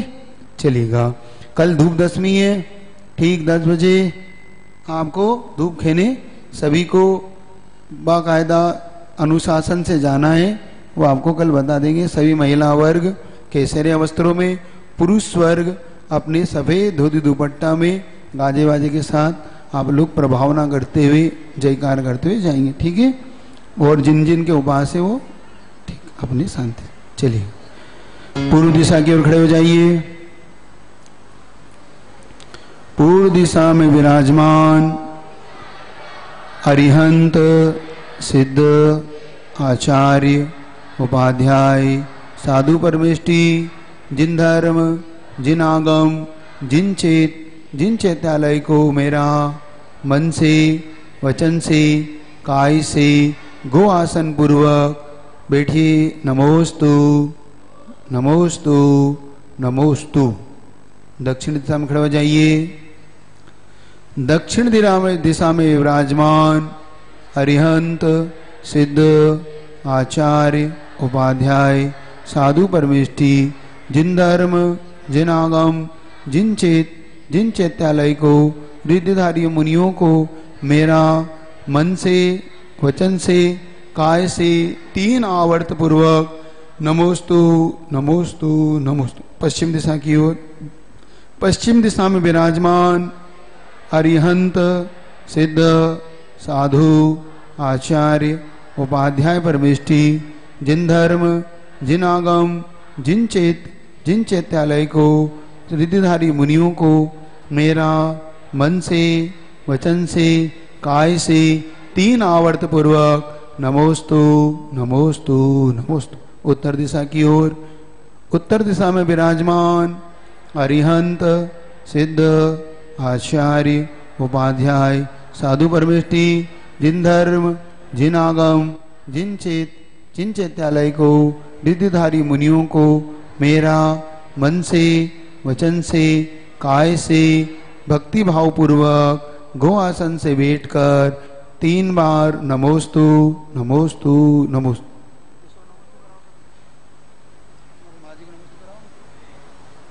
चलिए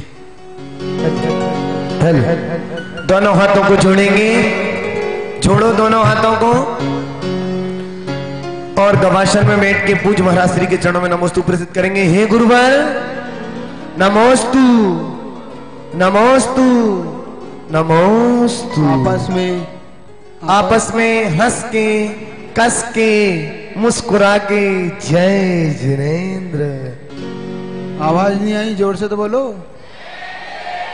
हाँ और तेज। चलो जल्दी से।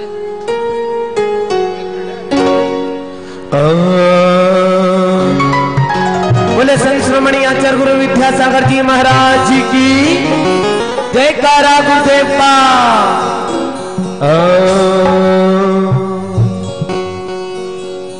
तेरा तुझको सौंप दे क्या लागत है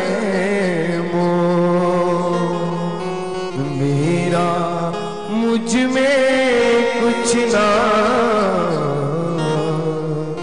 जो है सो सब सो। बोले परम गुरु शांत सागर जी महाराज जी की।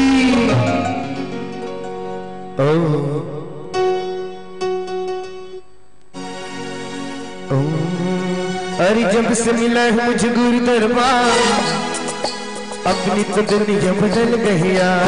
जब से मिला है मुझे गुरु दरबार अपनी तो दुनिया बदल गई यार। चाहते जाना हो कहीं मेरी चांदी नाना हो गई, चांदी नाना हो कहीं मेरी चांदी नाना हो गई।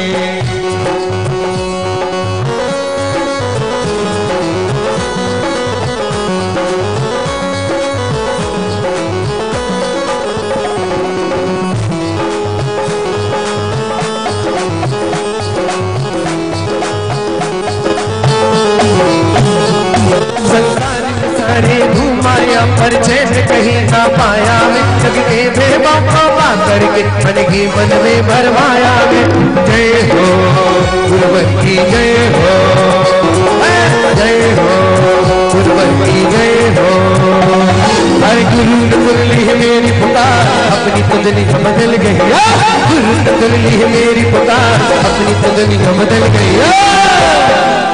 चांदी सोना हो गई मेरी चांदी सोना, सोना हो गई मेरी चांदी सोना हो गई।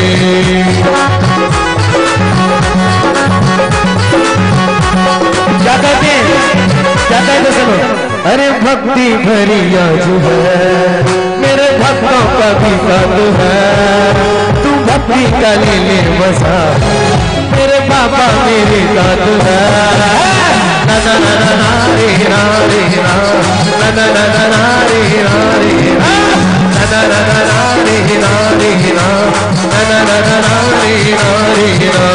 जोई मोहे जोई मोहे जोई मोहे, जोई मोहे जोई मोहे जोई मोहे, जोई मोहे जोई मोहे जोई मोहे, जोई मोहे जोई मोहे जोई मोहे। ना ना ना ना ना ना ना ना ना ना।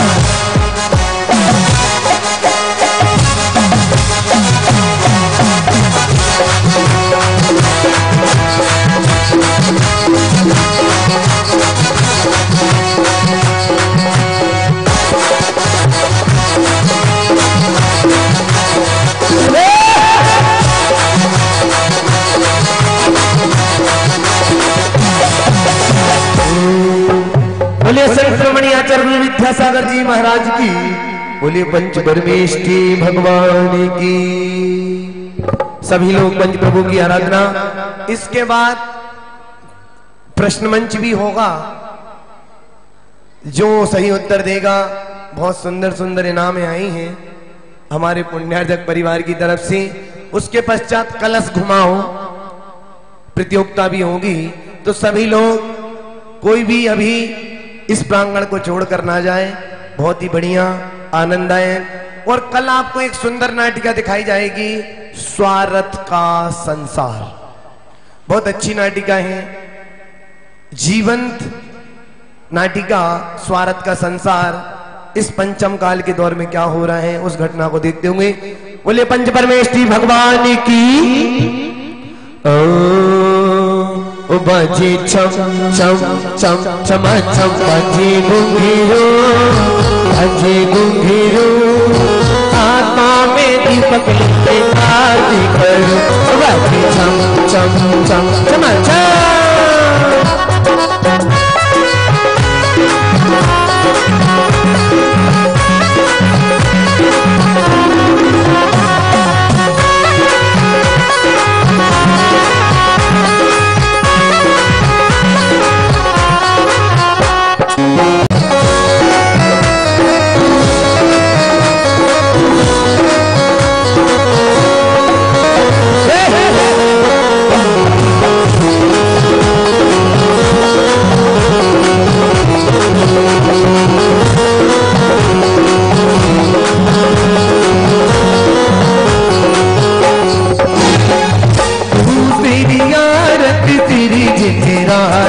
सफेद दीवारी उतारी के राजा, इसीलिए इसीलिए बाबा तेरी आरती करो, आरती करो। हाथों में दीपक लेके आरती करो। बाजी चम चम चम चम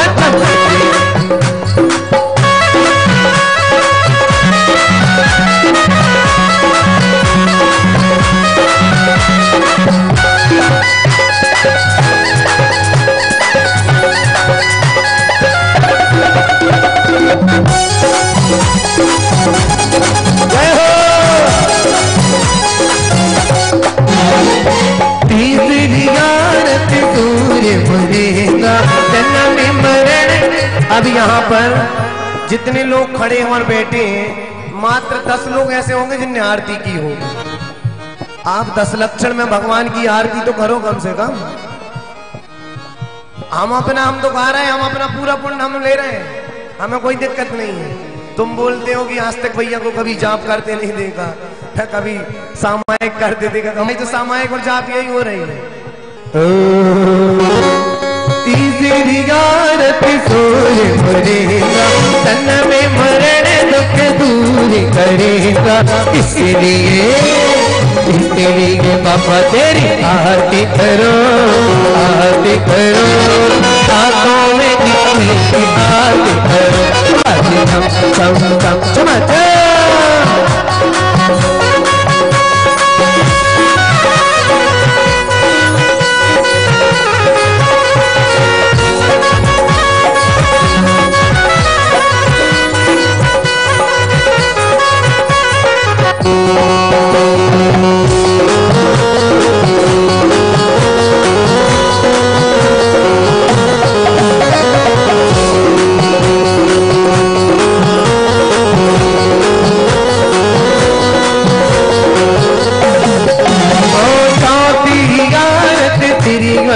भैया ऊपर का माइक खोल दो, खुला है कि नहीं? बॉक्स खोल दो, तेज कर दो, खोल। चौथी आरती तेरी छाया, दर्शन देखत पाप पलाया। इसलिए इसलिए इसलिए बाबा तेरी आरती करो, आरती करो। आ जाओ आरती कर लो। नए नए चेहरे दिख रहे, तीनों आ जाओ आगे, आरती कर लो। इधर भी भगवान बैठे हैं, पुतला नहीं बैठा है, कर लो आरती। इसलिए बाबा तेरी आरती करो, आरती करो। हाथों में दीपक लेके आरती करो। बाजी चम चम चम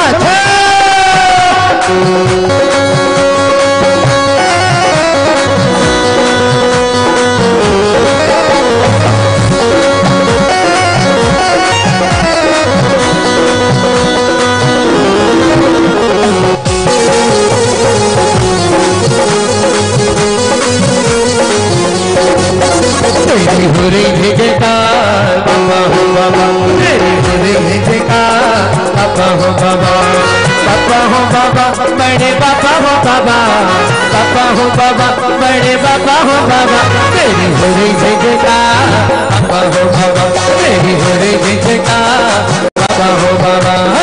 तेरा हल तेरा हल तेरा हरे, तेरा हल तेरा हल तेरा हरे, तेरे बाबा का खजाना हल तेरा हरे, तेरा हल तेरा हल तेरा हरे, तेरा हल तेरा हल तेरा हरे, मेरे बाबा का खजाना हल तेरा हरे।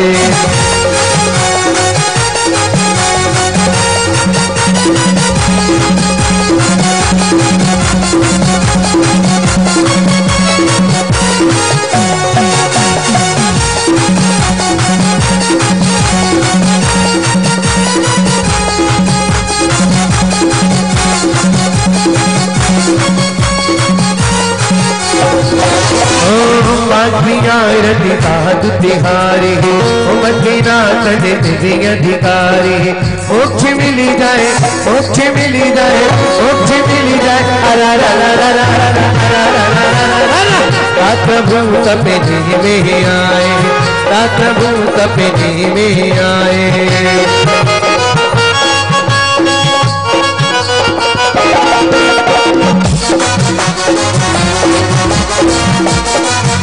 बोले परमेश्वरी भगवान की जय। बोली संत श्रोमणी आचार्य गुरु विद्यासागर जी महाराज की। सभी लोग आचार्य भगवान की आरती करेंगे। ओ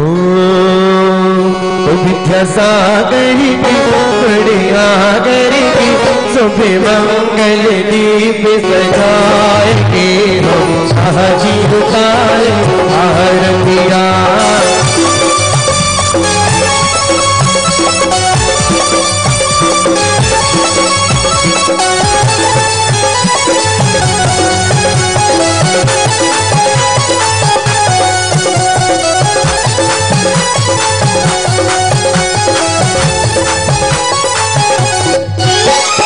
गुरुवर पांच महाव्रतधारी, आत्म ब्रह्म बिहारी,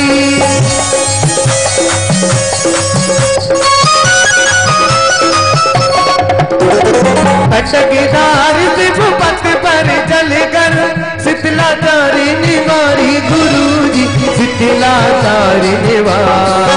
रह जागी की रागी की तेरी में तो मन का काले में आज उतारो आरती।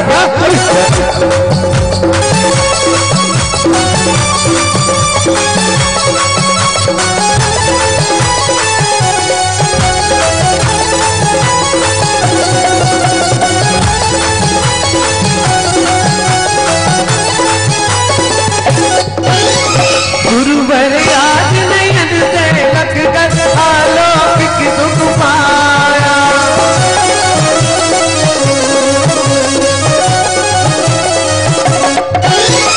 भक्ति भाव से आरती करके भूला नहीं समाया, गुरु जी भूला नहीं समाया। गुरुवर को शिवर को बंदन बारंबार रे हम आज उतारे आरतियां। विद्यासागर की करुणागर की शुभ मंगल दीप सजाएंगे हम आज उतारे आरतियां।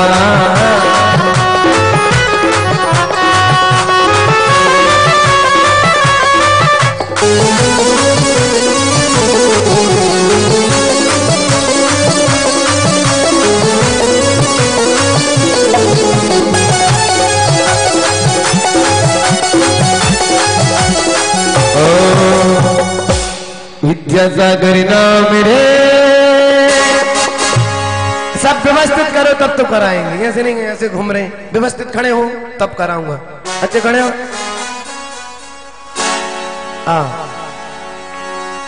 सब आ जाओ तुम लोग भी। हाँ हमारी जितनी बहनें ये वो रेंज। हाँ आ जाओ। अरे विद्यासागर नाम रे सच्चा नाम रे विद्यासागर नाम रे। सीटू एक तो पीछे हो जाओ, नहीं करना तो चलो भागो यहां से, पीछे हो चलो, इनको डिस्टर्ब मत करो, चलो पीछे। व्यवस्थित शुरू करेंगे। विद्यासागर नाम है अच्छा तुम सामने कर प्यारा पर मारा प्यारा लागे रे पर मारा प्यारा लागे रे।